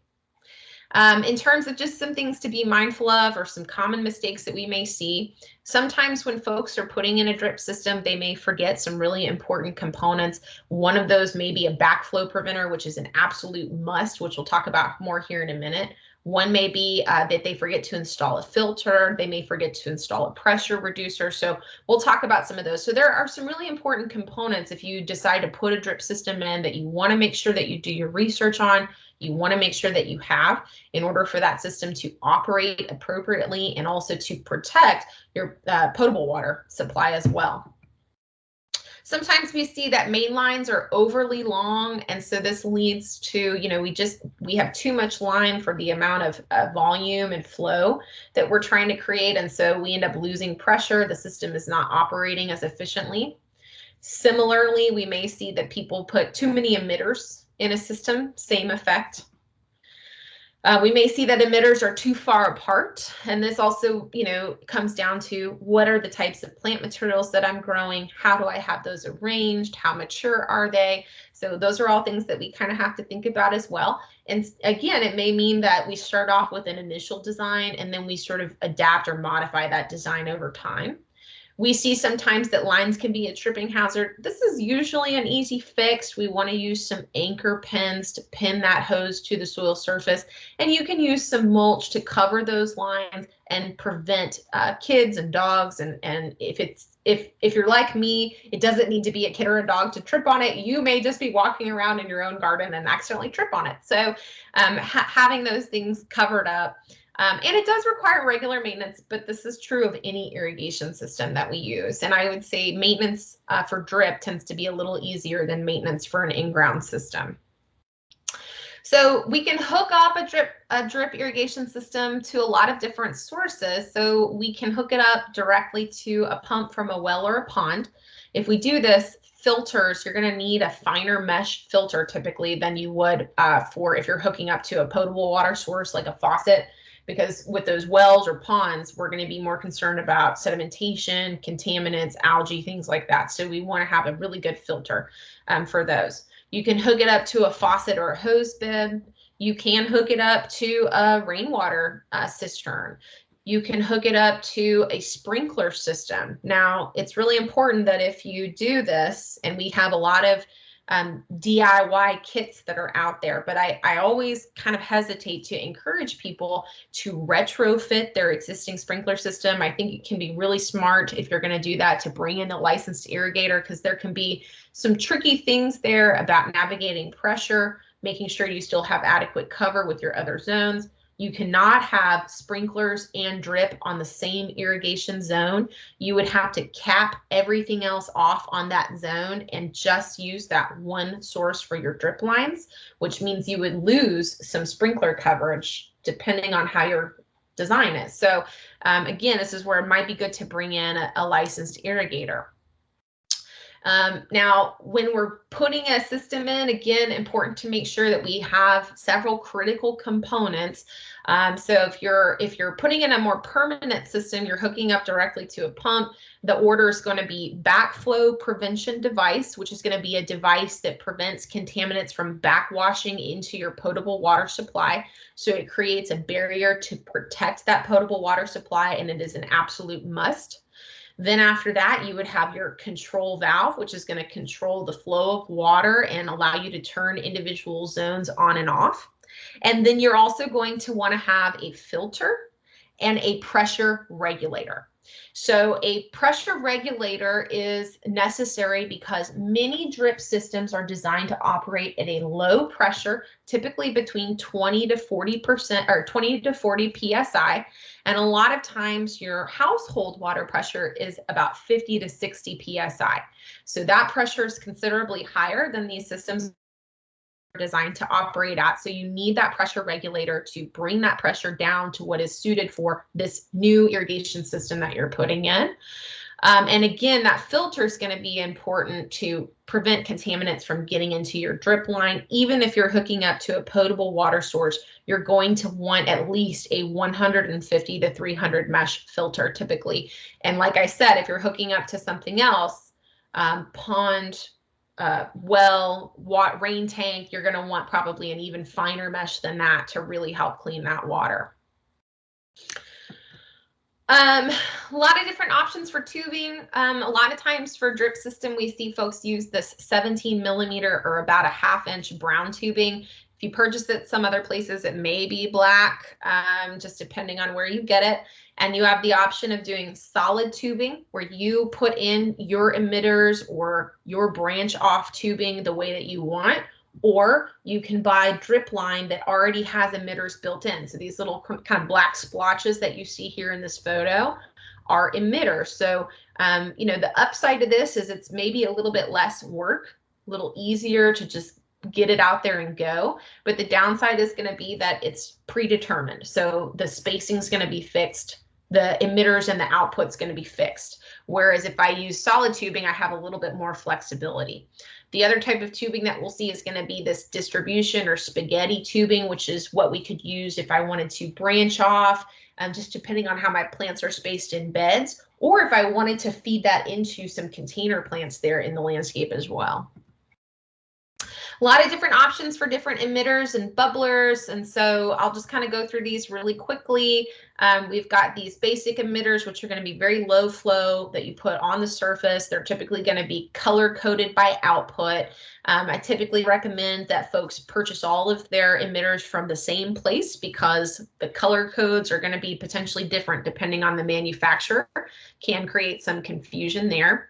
We have these bubblers, which are going to emit water at a higher flow. These are going to be ideal for larger plants that are hooked up to our system, like roses and shrubs, and even for filling basins for newly planted trees. And similarly, we also have these micro sprayers, which are also going to emit in larger volumes. Now, with some of these that have greater output, we've got to have those on a separate zone from those really low flow, smaller emitters, because there's just a dramatic difference there in the amount of water that we're using. And we can also put fewer of these in a zone than we could those smaller emitters, because again, we're just putting out a lot more water. But these can be the right fit for certain scenarios where we have larger plant materials or plant materials that have a greater water consumption water demand.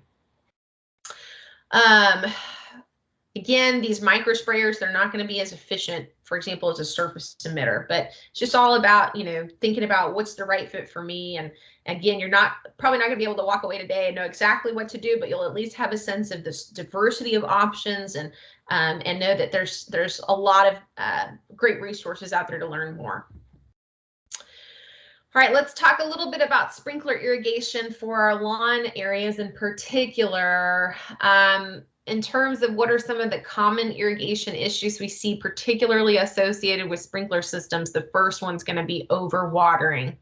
We see a lot of people that drastically overestimate how much water is needed by their landscape. We see a lot of folks that, quote, set it and forget it and walk away. And so this leads to overwatering.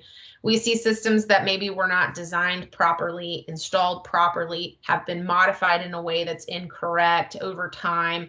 You know, sometimes we started off with a system that worked really well and was really appropriate, but as our beds have expanded, as our trees have gotten bigger, that same design may not make sense anymore. So that can be a good place to bring in, again, a licensed irrigator to help rethink that. We see issues with improperly scheduled practices, folks that are watering the wrong time of day, the wrong time of year, the wrong frequency and duration. And then another big thing we see is just a lack of routine maintenance. We see a lot of folks that just kind of check out from their irrigation system, and this leads to things that are broken, busted, using more water than they should, watering the wrong places. And so these are all things that we want to be mindful of to reduce unnecessary waste and try to be as efficient as possible.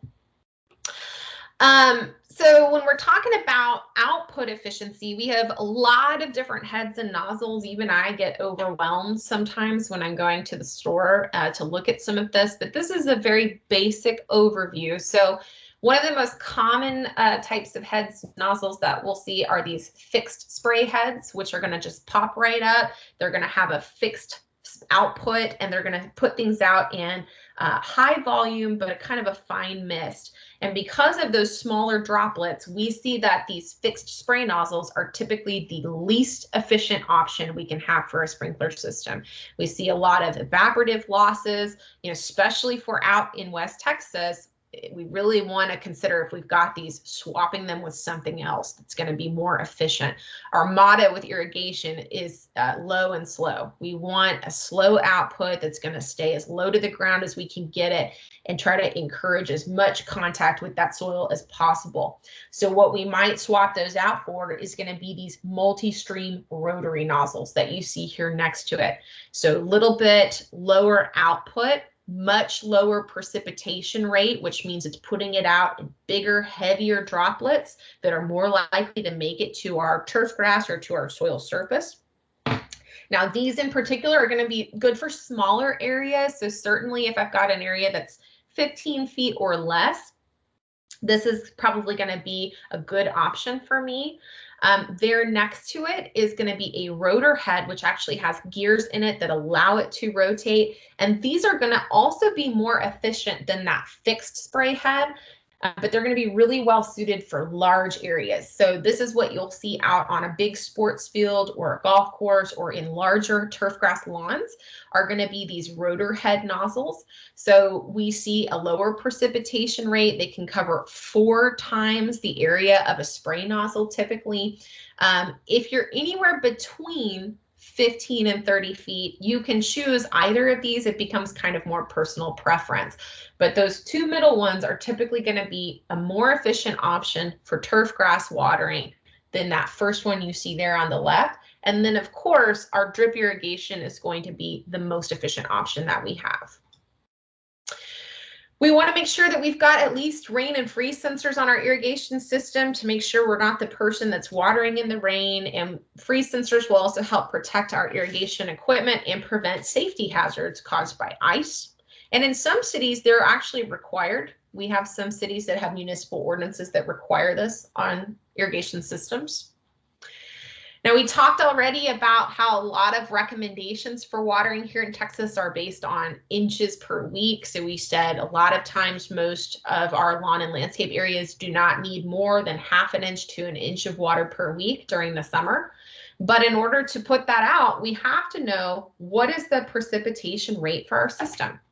So when I run my system for 15 minutes, how many inches of water does that put out? And a lot of times we may not know that. And so that's where we can do something like this catch can test that you see here, where we use something. We can actually purchase catch cans like this from the AgriLife bookstore. You can purchase something similar online from stores that rhyme with Schmamazon, and or you can use something like tuna fish cans, coffee cans, and you're going to distribute these usually about 5 to 9 per irrigation zone. And you're going to run that zone for a fixed amount of time. If you've got those spray nozzles, it's usually only 5 minutes because there's so much output with those nozzles. If you've got the rotor or the multi-stream rotary nozzles, then you'll do 15 minutes. And then at the end of that, I go around with my ruler if I don't have the catch cans that are marked already, and I look at my output. And that allows me to do some very basic math to calculate based on, you know, I caught 0.2 inches in 5 minutes. And so if I want to put out 1/2 inch, I need to run my zone for 12.5 minutes. So it just allows me to do some really basic math to calculate how long to run each zone to put out my desired output in inches. I want to use mulch where I can. So mulch can play a very important role in promoting water efficiency. It helps to kind of seal moisture into the landscape, prevent evaporative losses. Usually recommend a 2 to 4 inch layer of natural mulch in our landscape beds. This can also help protect the soil from erosion. It can contribute to, over time, a slow accumulation of organic material. And it can also help be a weed barrier. So it's not foolproof. We've got some weeds that are happy to just punch right through this, but it will make a significant difference compared to having exposed soil. When we are irrigating, we want to, for established plant materials, water deeply and infrequently. This is counterintuitive for a lot of people. But when we water deeply and infrequently, we actually encourage deeper root growth. And at the end of the day, in our earth-kind landscape, that is something that we really, really want, is deep, healthy roots. It's just so important to really ensure that that plant can access everything it needs and can stay very hardy and resilient in the landscape. When we go out there and we water every day, it makes these little codependent plant babies that keep their roots up near the surface, just waiting for us to come out and water those upper couple of inches. But if I water deeply, and then I allow enough time between waterings, it motivates those roots to reach for that water that's still deeper in the soil and just really builds a nice, hardy, deep root system that we really want to have. Even in our turf grass lawns, you know, I'll ask people how deeply they think their lawn can root, and they'll usually say 4 to 6 inches. But when Bermuda grass has a really nice, well-structured soil and it's managed well, we see it root several feet into the soil. I've seen it root as deeply as 10 feet into the soil. We want to try to keep water close to the roots, so that's where we use our low flow irrigation. You can even use something like soaker hoses. I don't find these quite as effective sometimes, maybe, as a really well-planned drip system. And a lot of times those soaker hoses may not last as long, but they're still going to be better than some other options that we have at our disposal. Cycle and soak is a basic concept that we can pulse water into our lawn and landscape more gradually. So let's say I've done all my work. I've done all my work to do my catch can test. I've looked at my Texas evapotranspiration rate data, and I know I need to run my zones for 30 minutes to put out 1/2 inch of water. But I'm seeing that as soon as I turn that irrigation system on, that water starts to run off after 5 or 10 minutes. So instead, what I might do is program my irrigation system to pulse water in more gradually over multiple cycles. So we may break that up into 2, 3, 4 cycles and have a 30 to 60 minute rest in between. And it just gives that soil time to soak in and receive that water before we come back and hit it again. So it can help to reduce runoff. And we've got a number of resources online to kind of guide this process. We've got an extension publication that a colleague of mine is working on that hopefully will come out in the next few months, certainly before next spring, that goes into more detail on this. So a lot of places you can find information on this and information on how to program your system. We want to have a plan to monitor closely what's going on with our irrigation system. When possible, we want to focus on watering in the early morning hours. So midday watering leads to higher evaporative losses. That's when the temperatures are highest. That's when the wind is highest. And so less of that water is going to make it to our plants. Evening watering can promote plant disease. Now, I don't see as many issues with this in West Texas because of the more arid climate, but it is possible, especially for folks that water a lot. So even when I've been out in El Paso, I've seen issues with powdery mildew and some other things because they just are watering way too much. And so watering in those early morning hours can help prevent a lot of this. The plant takes it up quickly, uses it quickly, then the area dries back down. As the sun comes up, the wind picks up, and we protect that plant from disease. All right. I'm going to be kind of quick here because we're running low on time, but another important part of really being mindful about water use in the landscape is to consider rainwater harvesting as an option, especially for parts of the state where we may not get as much consistent rainfall throughout the year. This can be a nice option for us to explore. Rainwater allows us to conserve potable water resources or drinking water. It also a lot of times can be a better quality of water than some of our other irrigation water sources. So here in Texas, even with our potable water, we frequently see that the quality of that water may not be ideal for plants and soil. And so using rainwater can be one way for us to kind of get around that. Benefits, we can save money. Now there can be, depending on what kind of rainwater system you put in, there can be a considerable front end investment. And so, but over the long term, it can substantially reduce your watering bills. I would say, you know, and I think, I know one of our engineers at the center says the same thing. You have to be really passionate about being a good environmental steward to really want to invest in some of this. That's the major benefit that you're going to get from this, is the contribution you have on the environment. This is going to reduce, again, demand on your municipal water supplies. It reduces flooding, erosion, and the contamination of surface water. It can generally improve water quality. It has a better water quality than most irrigation water sources, and we can use it on large and small scales. So when I say better quality water, I mean that it tends to be salt-free, chlorine-free, calcium-free, lime-free. And we often see that it has a pH that is neutral or more acidic, which is very beneficial in a state where we tend to be more alkaline or have a higher pH in a lot of our soils and water. So this will help improve the nutrient availability for your plants. Just offers a lot of nice benefits there.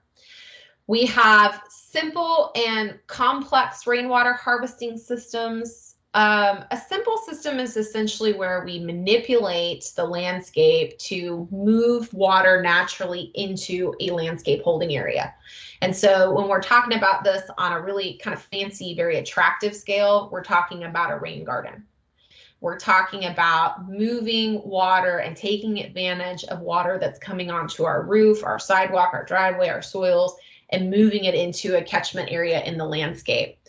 This is a little different from a complex system, which I'll talk about in a minute, where we have storage, like what you see here. Now, every rainwater harvesting system, whether simple or complex, is going to have a catchment, which is basically what we're catching water from, whether it's the roof, whether it's paved areas, or whether it's the soil surface itself. It's also going to have a distribution system. This can be more formal, meaning that we're utilizing gutters and downspouts. It can also, again, refer to natural flow paths like slope sidewalks, hillsides, ditches, and swales to move that water where we want it to go. Again, those simple systems are going to feed water in directly into a landscape holding area. So they're not going to feed water into a tank. They're going to take it directly to some plants. So it just allows us to be more efficient, so that ideally in these areas, we're not having to use a lot of supplemental irrigation, because we've created something that encourages the rainfall that we do get to move very efficiently to where these plants are. And again, a lot of times we may refer to these as rain gardens.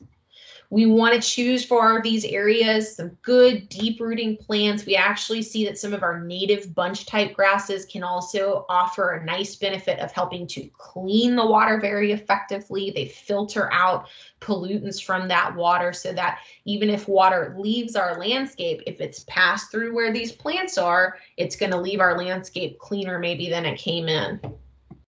Here's some examples of some of the different plants we may see used for these types of areas in the landscape. We've got echinacea, we've got Rudbeckia or black-eyed Susan. We can use things like lamb's ear, inland sea oats. These are nice plants that can tolerate a wide range of conditions and are well suited for use in these types of rain gardens or landscape holding areas. We can also look at a complex system. So these are going to be what we're looking for if we want to be able to capture water in storage to use throughout the year.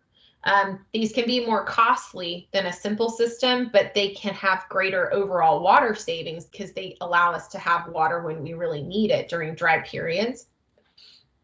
So we'll have, again, a catchment system, a catchment component. So that's we need something to capture water off of. A lot of times for these complex systems, we're using catching off of a roof or some kind of structural surface. We need a conveyance or distribution system, which again, in this case is most likely going to be some kind of gutter system. Then we're going to need some barriers to protect the water that's going into our storage system. So we'll need a leaf screen.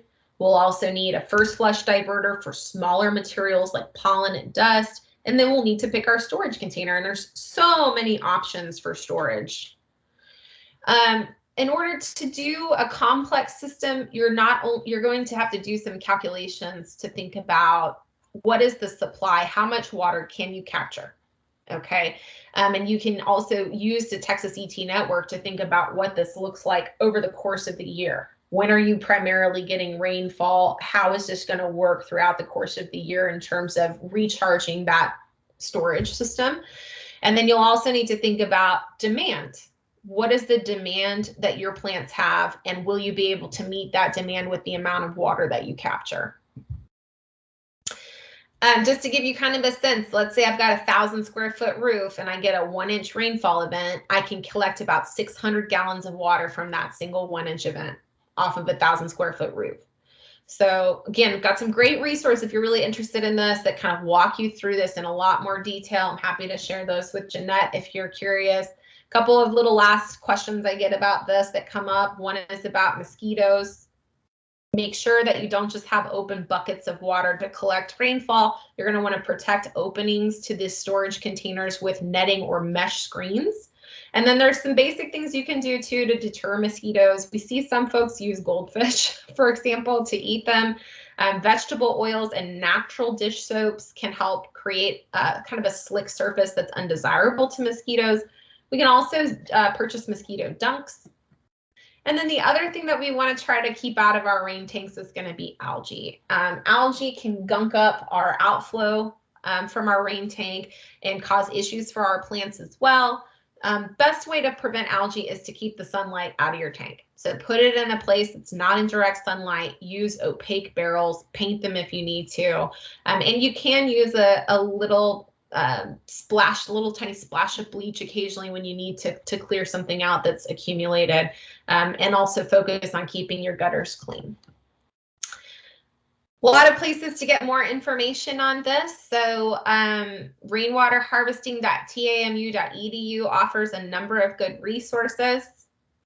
You can also check out our Healthy Lawns and Healthy Waters website. It's HLHW. And then, of course, the Earthkind websites offer a lot of great resources as well on all of these topics. And so a lot of places in AgriLife to get good information on all of these things and learn more. All right. Any questions? I think I have 1 minute before it's Brad's turn. Well, that was impressive. Does anybody have any questions for Dr. Bowling? It was kind of a lot to take in really fast, but it was really good. No, it was really, really good. I appreciate it so much. And anybody is interested in I can share a handout, a printable handout of this with Jeanette, and she can share it with any of you that are interested, because I know this was a lot of information, but water is just a huge topic. I never know how to cut it down all the way, so. Oh, it was really good. Thank you so much. But let's see, some people are typing. So informative, and yeah, they would like the handout. Yeah, if you registered, I have your email, and I can send an email out with all the anything that any of the presenters would like to share with me. But you ready, Brad? Yeah, I can be ready. Yeah. I don't know. At some point, we're gonna have a chat about like the order we went in, because I don't think this is very fair that I get to follow Dr. George and Dr. Grubb. We'll talk about that after the presentation. Got you. We'll have a conference. All right, yeah. Let me get my stuff pulled up. Great. You come highly recommended. You're gonna do great. Shucks. Well, thank you. All righty. Yep, there we go. There we are. Yes, sir. Cool. All righty. Well, I'll take us down the home stretch. So I'm Brad Voss. I'm the horticulture agent over in Collin County, which is just north of Dallas. Huge shout out to Jeanette for inviting me to present here. I love talking soils, especially with a group that can't escape, which is always fun.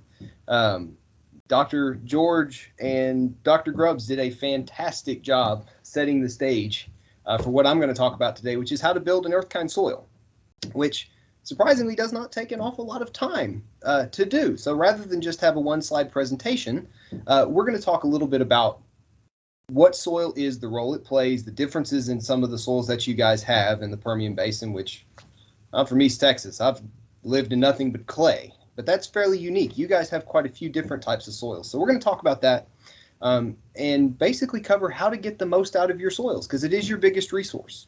There's no way to get more ground wherever you are. So there's Texas and Technicolor. I want to point out, the Justin Pollock area that you guys happen to be living in. We're just going to ignore East Texas, which is also a mess. But we're going to cover what soil is. We're going to talk about soil structure, soil texture. Talk an awful lot about organic matter because it is critical to the earth-kind system. We're going to talk about how water behaves in the soil because, here in East Texas, brag a little bit, we struggle with too much. And I know you guys out there really need to make the most of what water events that you do get. We're going to talk about pH. I think we all struggle with high pH. We're going to talk about soil sampling, and then we're going to wrap it up with how to actually put together your earth-kind soil because it's really easy. So soil, and I'm just going to read this to you because this is my favorite definition and I've seen a lot of them. Soil is a dynamic, natural medium composed of mineral and organic solids, gases, liquids, and living organisms, which serve as a medium for plant growth. Exhale. Soil is a living thing. I want you to think of your soil as a living thing that needs to feed. It needs to breathe. It gets thirsty because you're going to be putting that living being to work for you. Also remember that it takes a long time to make soil. I know Becky mentioned earlier, the importance of mulching so that we don't have soil loss and runoff. You're not getting any more soil anytime soon. Yes, you can bring in soil from somewhere else in the state. Is it going to behave the way you think it's going to behave? No. Could it complicate things? Yes. So really, I want to encourage you to take care of the soil that you have and make the most of it because your soil is here for you. It's going to help you grow higher plants, like the ones that we encourage in the earth-kind system. It is our water regulator. I want you to start thinking of your soil as a big sponge. It recycles those raw materials for you that our plants need. It's a habitat. Heck, even we can live in it if we want to. And it's an engineering medium. And in this case, we're talking about it as an engineering medium for landscaping. So what makes up a soil? Well, like most of us, we've got physical properties and chemical properties. Those physical properties are sort of what defines what your soil is. Here in East Texas, and I get folks email me issues with their plants. I say, well, what kind of soil do you have? Well, I got clay. Well, what does that actually mean? Or I'm bringing in sandy loam because the sandy loam is the best soil if you want to grow gardens. Well, what does that mean? Well, based on your soil texture, that's what determines what that is. And we're going to talk about what that is. Then we also have your structure, something called soil consistence, which is always fun explaining to people. It is consistency and not consistency. And that's just basically how your soil reacts when it's has water in it, it has forces exerted on it, and all kinds of fun stuff. And then the color of it.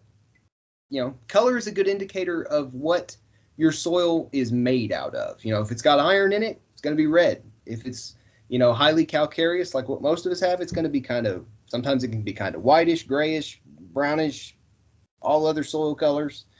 And then we run into our chemical properties. And the ones that I really want to focus on are pH and then our nutrient holding capacity. And I know those two things are something that folks with sandier soils, and I know some of y'all probably have sandier soils, really struggle with. East Texas can also have issues, especially with nutrient holding capacity. But we're going to cover all that. So what's your soil texture? Well, I want to introduce you to what's known as a soil texture triangle.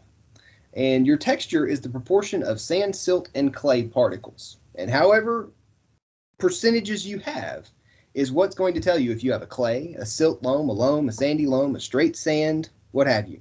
And it's super easy to use. This is mostly for us folks in East Texas.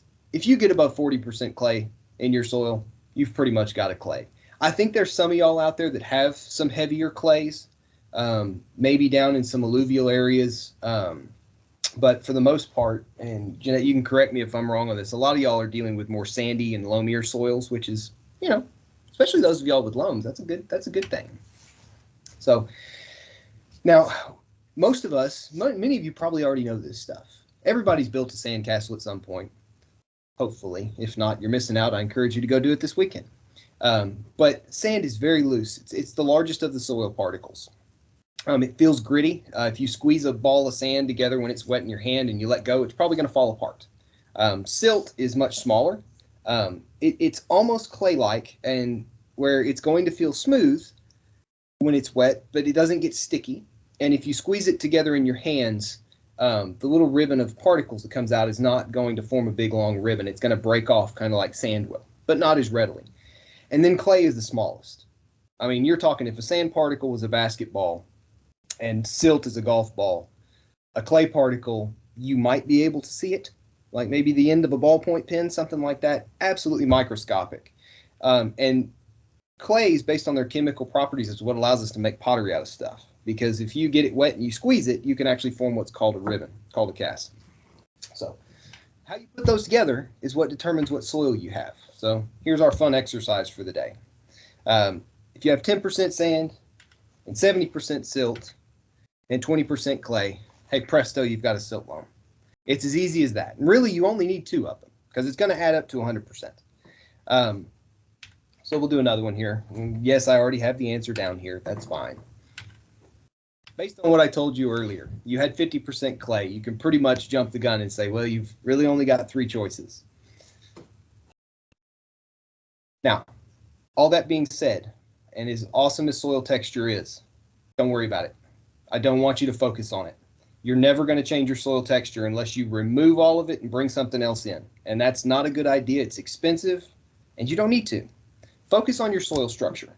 This is the way that all of your soil particles are put together. Ideally, you're going to want about 50% solids. Now, this is including organic matter, things like compost, humus, but you want 50% solids and about 50% pore space. So plant roots not only need something to grab onto, they also need a space to grow into. And that pore space is where air and water are allowed to stay. They can't sit in a soil particle. You've got to have some open space there. That open space is also where our microorganisms live. Heck, if we dig a big enough hole, it's where you and I could live. But you've got to have a home for all that. Here in East Texas, we struggle with compaction. We've got heavy clay soils that like to stack like paper plates. So pore space is very difficult for us here. And there's some do's and don'ts we're going to cover. about what you don't do. But we're going to spend a lot of time talking about building soil structure. First thing to improve your soil structure is don't screw up the structure that you've already got. Where we are with heavy clays, don't work it when it's wet. Anytime you are driving across a clayey soil, you're going to be compacting it. Funny enough, this picture is actually from up in New England somewhere. I think it's from New Jersey. I can't remember who sent it to me. And granted, this is a high traffic area. It's also a heavy compaction area. So not only is the foot traffic wearing that grass away, the grass is struggling to recolonize that area because the ground is so hard. To piggyback on what Becky was saying about runoff events, this is also a problem for getting water to infiltrate down into the soil. You need to have that looser, fluffier structure that's going to allow what water you get to actually make its way into the soil and stay there where we want it. Try not to drive across wet soils. Now, granted, I don't know how many of y'all are driving across your yards. I'm not here to judge, but I encourage you not to do it, especially if it's rained. And then remember that plant roots are really, really good at building and maintaining structure.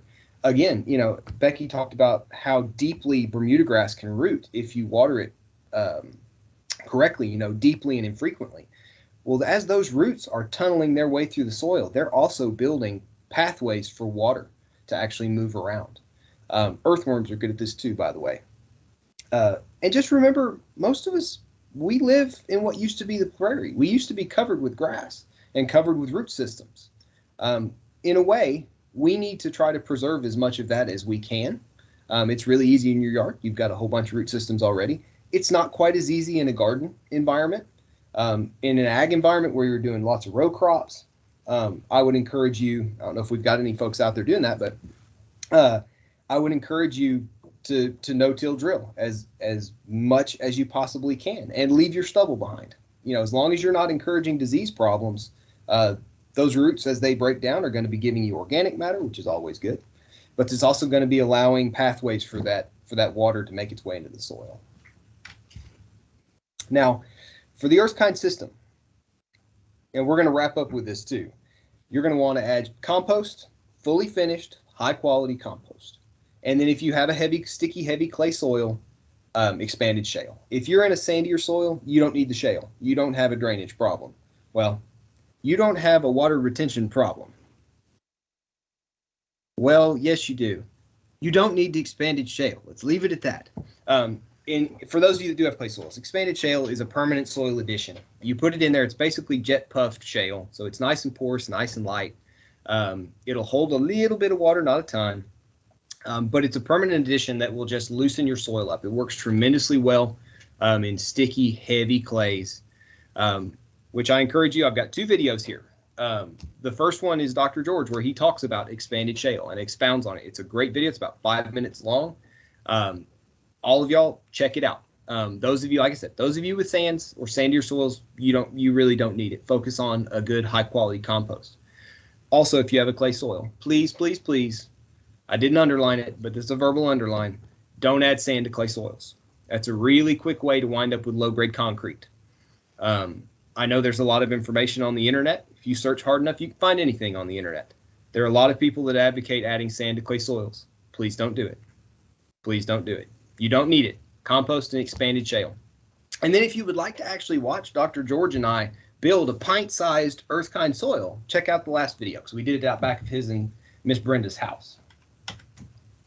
All right, I've expounded on organic matter a little bit. This is magical, magical stuff.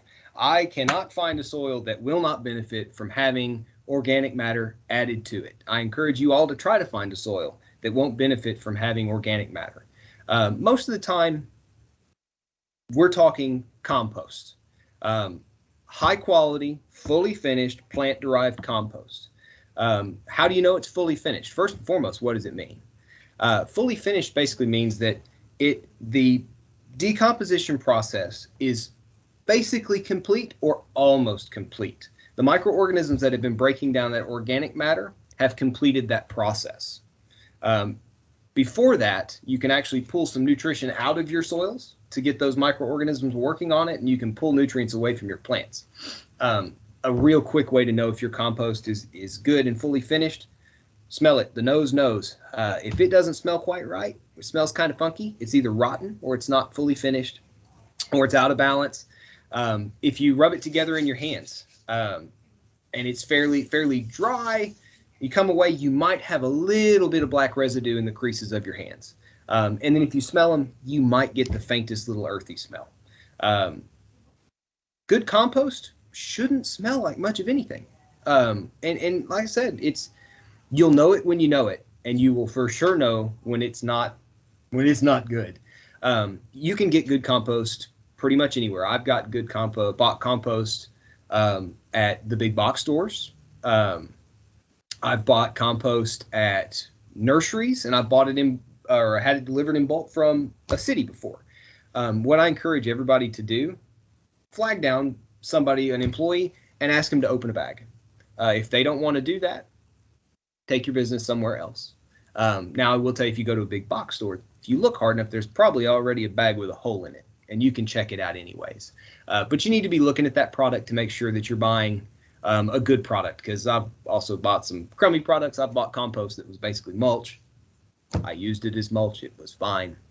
So organic matter plays a huge role in soil quality. Think of this like a huge sponge. It's going to improve your soil structure. So in clays, organic matter can help bind those clays and prevent them from forming sheets, and you wind up with clods instead of that paper plate analogy that I mentioned earlier.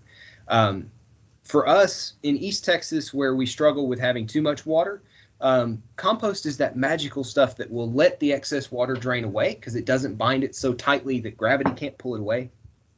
But then it will release it to the plants when you need it. In West Texas, it's going to be that sponge. It's going to hold on to water that the sands can't hang on to. It'll loosen up your soil so it can improve your porosity and drainage, and it will improve your nutrient holding capacity. So another issue that we run into with sands that don't hold a lot of nutrition. They don't hold a lot of water. They don't hold a lot of nutrition. This is the sponge that'll take care of that for you. So as I said, organic matter helps soil clump and form what we call aggregates. The layman's term for that, it forms dirt clods. And we got a lot of different types of dirt clods. Don't worry about it. And this is what improves your soil structure. Dr. Grubbs had a terrific picture with the cycle and soak where you see the cracks going down. It was a cartoon picture and it had all the cracks going down through the soil. That's sort of what we want. Here in East Texas, where we wind up with just a solid lump of clay that water runs off of, we want to try to build those cracks into it so that water, when it hits, can infiltrate and then percolate through the soil. This organic matter is going to improve that water holding capacity. In our case, let it go. In your case, hang on to it so your plants can use it. I can't say it enough. Organic matter is magical, magical, magical stuff. So your soil is a living thing. It's a reservoir of nutrients that can be released. First and foremost, any compost and organic matter that you add is going to be feeding the microorganisms that are in your soil. And those microorganisms do a ton of work for us. Put them to work. They can break down mulch and add fresh organic matter to the soil. It can break down organic matter and release nutrients to your plants. They can help prevent disease. Our soils do contain quite a few pathogens, but generally speaking, for every pathogen, there's another good bacteria that can help prevent disease. So we really want to have that healthy, living soil. They help cycle carbon and nitrogen and many of the other nutrients. Not so much microorganisms, but things like earthworms, other soil insects can actually move organic matter around. And there you go. There's your soil microbe to scale. I had a blank space on the slide. I apologize in advance. So microorganisms also facilitate fertilizers. Plants aren't picky about where they get nutrients. I'm not either. I don't care if somebody wants to use organic sources of fertilizer or if they want to use synthetic sources of fertilizer. I don't care, and the plants don't care either. All they care about is the form that nutrient is in. If it's not in the right form, they can't take it up and they can't use it. microorganisms actually convert a lot of nutrients into plant usable forms. Most of the time, the big difference between synthetics and organics is the time it takes for those nutrients to become plant available. Synthetics tend to be much more readily available, and we put synthetic, oh crud, what's the word I'm looking for? We can use materials to put barriers around those nutrients to slow them down. Water is usually a way to wear those down, but also microorganisms can work on those. For biological sources of nutrients, there are some that are readily available. You know, urea is one. It's basically all plant available, and it's a natural source. It's readily plant available. It doesn't need any work. Plant can take it up. But other nutrients aren't quite there. Bone meal. You know, if I just grind up some bone dust and sprinkle it on the soil, is that plant root sucking up bone dust? No, it's not. You've got some microorganisms down there that are munching away on it and breaking it down into its constituent parts, so then it can be taken up. So you've got to build this healthy soil. Make the most of it. Build a nice home. If you build it, they will come, and put them to work. All right, everybody's favorite topic, pH. So we generally have higher pH in the Blackland Prairie where I'm at. We do have some folks that are around 7.5, but most people are 8, 8.1, 8.2. And if you look on the interwebs, you will see a lot of times that the optimum range for pH is 6.0 to 6.5, just slightly acidic. And that's mainly because if you look at the image on your right-hand side of the screen, that's sort of where the best balance of nutrients are available, because pH controls nutrient availability. That's the most important thing about pH. It controls nutrient availability. There's your chemistry lesson for the day. Now, an acceptable range is really 5.5 to 7.3. A lot of people concern themselves way too much with pH. It's not, in our case, it's not something that you need to worry about, because it's far easier to raise your pH than lower it. In East Texas, where we're Lyman Fields, to raise our pH up, that's one thing. Lowering your pH, we've got so much calcium in our soil, it's virtually impossible to make any lasting change. So don't try. You don't need to. Conquer pH through plant selection. If you're trying to grow blueberries in 8.0 to 8.5 pH soils, and they really want 4.5, you're not going to grow them in ground. I have one grower in Collin County that grows blueberries, and I was astonished. How in the world are you doing it? This is magic. There's witchcraft at work here. And then I realized that she wasn't doing them in ground. They were in raised beds, and all was made plain. So don't worry about pH. Just accept what your pH is and choose your plants accordingly. Right plant, right place will save your sanity. We don't have, we talk about peat moss, we talk about elemental sulfur. Can they lower pH? Absolutely. The amount of elemental sulfur that you would need to affect your pH, it's not feasible. Take your pick why. You'd either need dump trucks full, or it would cost too much. And then peat moss, while being a little bit more economical, it's an organic matter. Your microbes are going to munch it down. And after 1 or 2 years, you're going to notice your pH has crept up right back to where it was. So there's not an awful lot you can do. Don't worry about it. Move on. You don't need to worry about it. The things you want to grow aren't too worried about our pHs. Okay.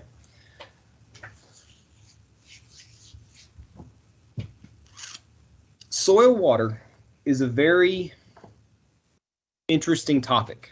It's something that I enjoy an awful lot, because once you get it into your brain and understand it, it makes perfect sense. Your soil is a giant sponge. I think of it as a nutrient warehouse. So in this case, water's a nutrient along with all the other plant essential nutrients. And you want your soil to hold as much water as it can without causing problems. So in East Texas, we tend to have that dripping wet sponge that things drown in it. People, pets, livestock, plants, everything. In y'all's case, out in Midland, a lot of times the soils are so sandy, the water just runs straight through it. So you're not holding on to any water. And if you don't have any water, you don't have any nutrient uptake either. So soils have different characteristics. I'll refer you to the picture on the right that shows their ability to hold and release water. So the sort of aqua blue color with the waves in it, that's your PAW. That's your plant available water. That is the water that's in your soil that's available for plant use. And it falls between that upper storage limit, which is where your soils can hold absolutely no more water. They are brimful. If you add any more, it's going to run off and possibly take your fertilizer and your pesticides and your herbicides, and we don't want to do that. Your lower storage limit is sort of the minimum amount of water that your soil can, well, there's water in your soil that plants cannot get to. In clay soils, there are micropores that are literally so tiny that single molecules of water are in there and plants can't pull them out. They do not have the force to pull that water out, and that's not available to them. And you'll see that. That's why clays on the right-hand side, have 25%-ish of their soil volume is water, and a plant can't get to any of it. On the bottom, on the left-hand side, you've got the sands that barely hold any water. Most of the water is available for plants, but the overall storage capacity is very low. The solution to this is adding organic matter. The reason that people say sandy, loams are the best soil for gardening, that's generally where you have the highest amount of plant available water. They're that happy medium, which is sort of where we want to be.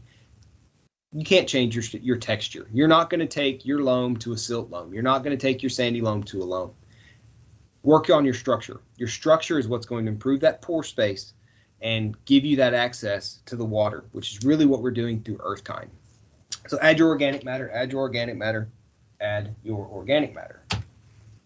So because you guys have multiple soil types, we have to talk about them, which is okay with me. Think of those heavy clays. So any of y'all out there that have them, it's like a stack of paper plates. If you pour a pitcher of water over it, most of it's going to splash off and run off the sides. You might get a little bit of it that starts to penetrate into it if they're unlined paper plates. A little bit of it's gonna make its way in. Some of it might seep down along the sides. The sides of that stack is sort of like the cracks that you see in our heavy clays. But the water that actually makes it through, if you were to take that stack of plates and tip it up and squeeze it, it would take an awful lot to try to get that water back out.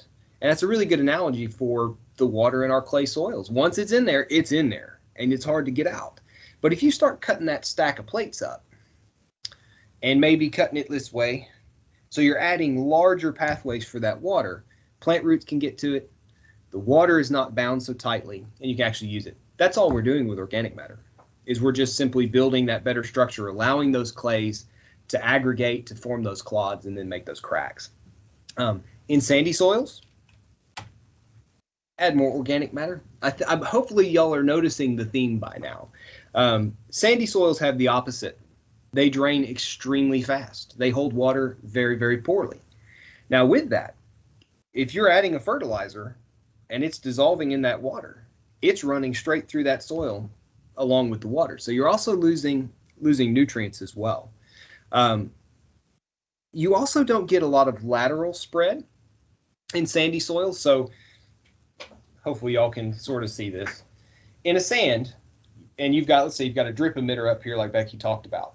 That water is going to pretty much go straight down. And it might spread a little bit out to the sides, but it's pretty much going to go straight down. In a clay, it's not going to infiltrate and percolate downwards tremendously quickly, but you get a better spread. So you get a far wider pathway of that water. Adding organic matter, adding that sponge, evenly distributed, can improve that, get you a little bit better lateral movement. It'll also, it has some nutrients of its own, but it provides a sticking spot for those, for the fertilizers that you add to it. Again, it's just like having a sponge, just like cutting up sponge and putting it all through your soils.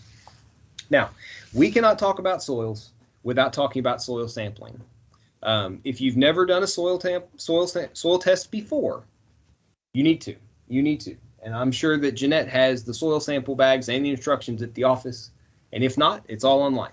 But generally what you're doing is you are assessing your soil for nutrient content. That is the soil testing that we're talking about here. We're not talking about an engineering sample where they're testing breaking strength and tensile strength and compaction, all the rest of it. And we're also not looking for herbicides and toxins. That is not a service that AgriLife Extension does. We do, however, sample for nutrient content. How do you know what nutrients you need to add if you don't know what's in there in the first place? A soil sample is a way to do it, and it's dirt cheap, pardon pun, and easy. So the first question I always get is, how on earth do I do it? Well, I take ye old shovel and a bucket, use your imagination, and I go around the yard, turning back turf, and digging out samples and putting it in a bucket until I get tired of doing it. Now, is that the best way to do it? No. The example that I chose is sort of this management zone, which requires familiarity here. Generally, what you're doing, you want to take a lot of little samples from an area. You know, if you're going to treat an entire area, you want to take samples from all over it. Just to make sure, you know, if you only pull one sample from one spot and you send that into the lab, they're going to look at that and they're going to give you an assessment on it, but it only represents that one little spot. And maybe you happen to sample the one spot where a tree used to live at some point, or there's something unique about that spot. Does it represent the area as a whole? No, it does not. So you want to take multiple subsamples from all over the area that you intend to treat. You've got a few different ways of doing it. The most accurate of these is the grid, and it is just that. You draw a grid and you follow it and you pull samples. It's also the most time consuming and it requires the most samples. If you were doing 50 acres this way and every one of those X's is, in one of the acres, my goodness, that'll take a while. And to a certain degree, if you have that much ground, do you have the time to do that? I don't know. That's a personal decision. If you have children, send them out to do it. So the next one, and this is more closely, I'm sort of in between the field averaging and the management zones. The field averaging it's a lot like grid, but you cut some of them out. It's a little bit more randomized. There's a little bit of more room for error in there. You might miss a unique spot that's going to change stuff, but it still gives a fairly accurate representation of the area. Then your management zones, this would be more where, do I treat my front yard the same as my backyard? If I do, then I could combine those samples if I wanted to. But let's say I've got two different types of turf grass. Let's say I've got Bermuda in my backyard because I've got a dog wearing it down, or I've got St. Augustine in the front. I'm probably going to treat those a little bit differently. I'm certainly going to water them differently. So I would probably not combine my subsamples from the front yard to those in the backyard. Those are my management zones. If I'm on a golf course, every hole, every fairway could be a different management zone. But you get the point. And then the last one is called site-specific. This would be more where we're trying to diagnose a problem. Somebody's got an area they can never get turf to grow. And we're trying to troubleshoot and figure out what the problem is. Is there a soil issue? Is there a nutritional deficiency? Is there, a textural problem? One of the things we've talked this whole thing about building soil structure. While you're taking your soil samples and you're digging in your soil, that is one of the best gauges for what the health of your soil is, at least the health of your soil structure, because you're digging in it. You can see, well, what does it look like? Is it hard as a rock? Is it fairly loose? Is it easy to work with? You can do your soil texture by touch and feel, this feels fairly gritty. It's kind of sandy. So while you're digging around and, as I say, playing in your soil, you'll get to know it a little bit better. All right. And if you follow the link, just copy that and throw it into your search engine. That will take you to a document from our soil, water, and forage testing lab that will give you more detailed instructions on how to sample. But this is a good way to start. Next, you have to have, and I apologize for the amount of white on the screen, it's rather glaring. These are the two different forms. We have a sample form for an ag use, which will give you your recommendations, your fertilizer recommendations in pounds of product or pounds of nutrient per acre. And then the urban form, which is on your left, will give you the same recommendations, but convert it to pounds per 1,000 square feet. If you're a homeowner, use the urban one. If you're a farmer or somebody that's on like a ranchette or something where you've got multiple acres, use the ag use one. The top half of the form very self-explanatory. Your personal information on top. I generally tell folks to ask for the results to be emailed to you. One, you get them a little bit quicker generally, but then it makes it really convenient to just email them on to your county agent. Sorry, Jeanette, but I do this too. If you want to go over them. Our lab is wonderful because they put them in a very easy form to understand. You generally don't have to do any math. You can take those recommendations and run with them and use them. So what tests do you need to have run? Because we've got quite a few of them. For most folks, that routine analysis, number one, it's all you need. It's going to give you your macronutrients, so your NP and K, those are the numbers on your fertilizer bag. But then it's also going to give you your secondary nutrients, so calcium, magnesium, and sulfur. It'll also give you pH, which is nice to know. That can be very helpful if we're diagnosing, fungal issues and stuff. That can be very helpful. If we're seeing some strange nutrient deficiencies, that can also be helpful.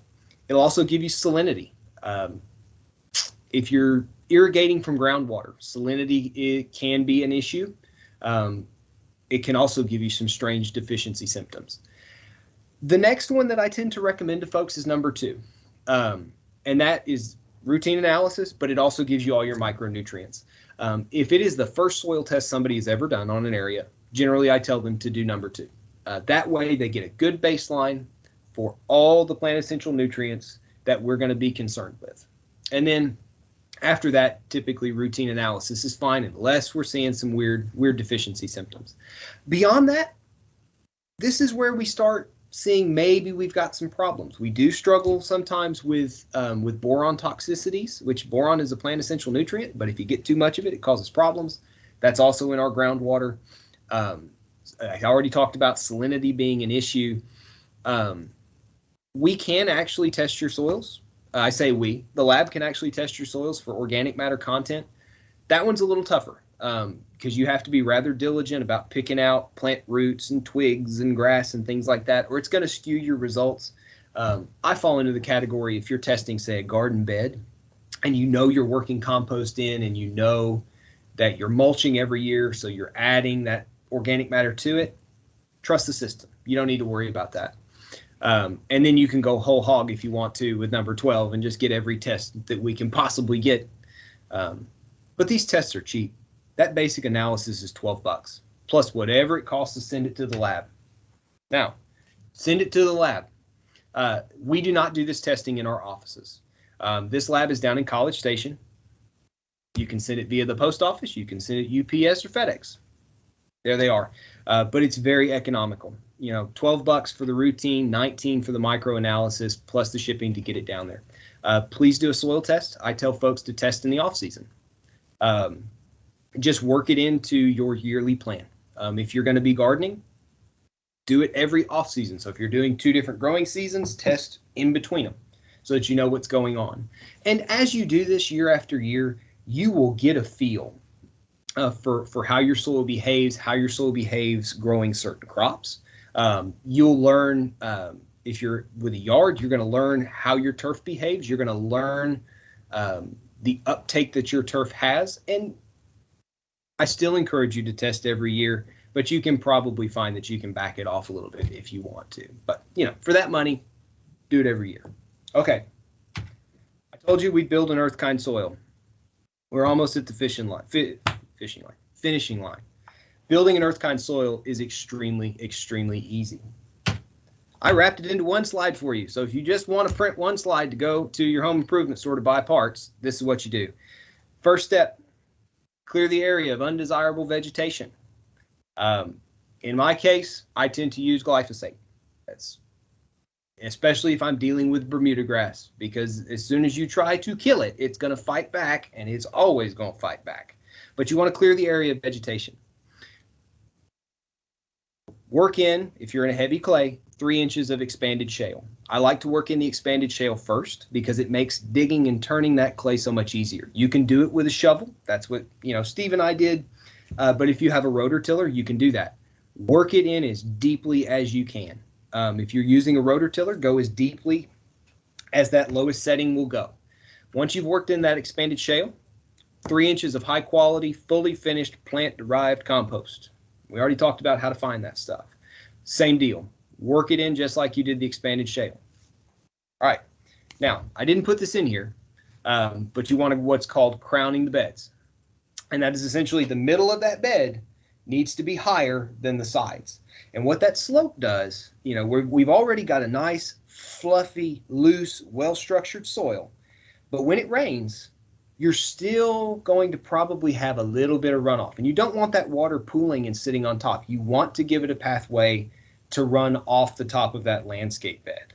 Okay. But, you know, generally runoff, not a good thing. But if you have good structure everywhere, you're not having it run off into the street. You're not having it run off into the storm drains and taking all the bad stuff with it. So now you've got your bed crowned. Install your plants. Pretty self-explanatory. Mulch those plants with 3 inches of shredded hardwood mulch. Can you use cedar? You can. We've sort of kicked around, I say we, Dr. George and I've kind of kicked some ideas around if maybe cedar doesn't break down quite as quickly as some generic hardwood mulch does. But essentially you're wanting about 1 inch of breakdown on that mulch every year because you're going to top that mulch up every year back to 3 inches. And you're going to do that forever. And then you're going to enjoy your plants. That's as easy it is to build an earth-kind soil. In my case, my wife Audrey and I wanted to build an earth-kind soil for our existing landscape beds. Well, it's kind of hard to get in with a rototiller to establish plants. So if you already have established landscaping, what I will have you do is put 2 to 3 inches. You know, if you have any mulch, go ahead and rake that out of the way. And then put down 2 to 3 inches of that fine, high quality, fully finished plant-derived compost.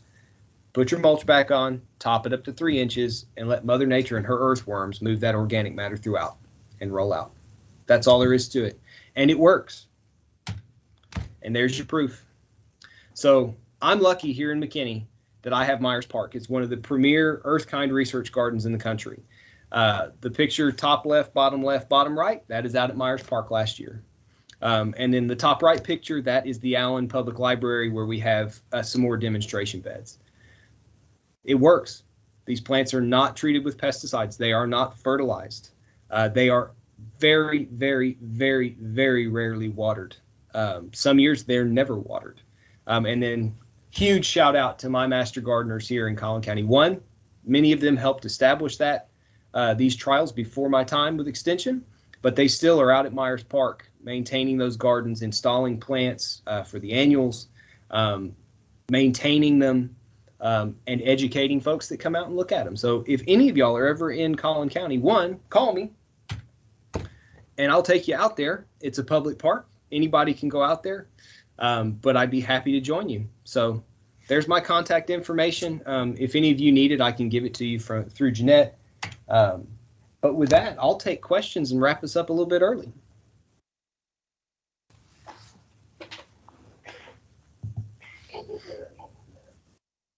Anybody have any questions?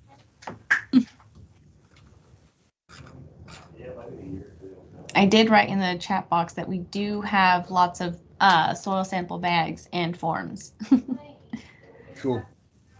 And I am always getting calls about people getting the results back, so I do not mind helping. There you go. I threw that out there. I figured that was the case. Yeah. Yeah. I am gonna put the evaluation link back in the chat box if y'all can help me out by filling that out. It's just an online link and it's gonna ask you to just fill in the county.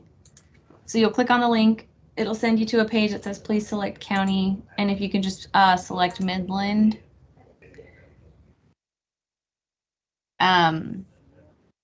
That way I can have an easier time when I go back into the website and retrieve all those. But Susie says, great presentation. Thank you for giving us the down and dirty on creating and maintaining healthy soils. No problem. And Dr. George says, wonderful. Thank you.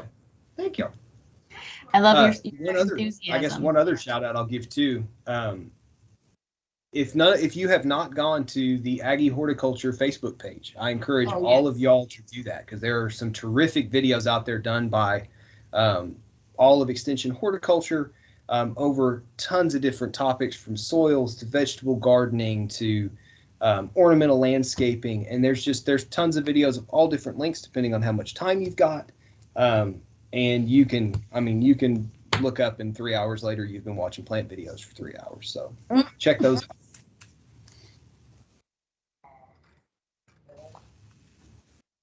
But I am going to stop recording now.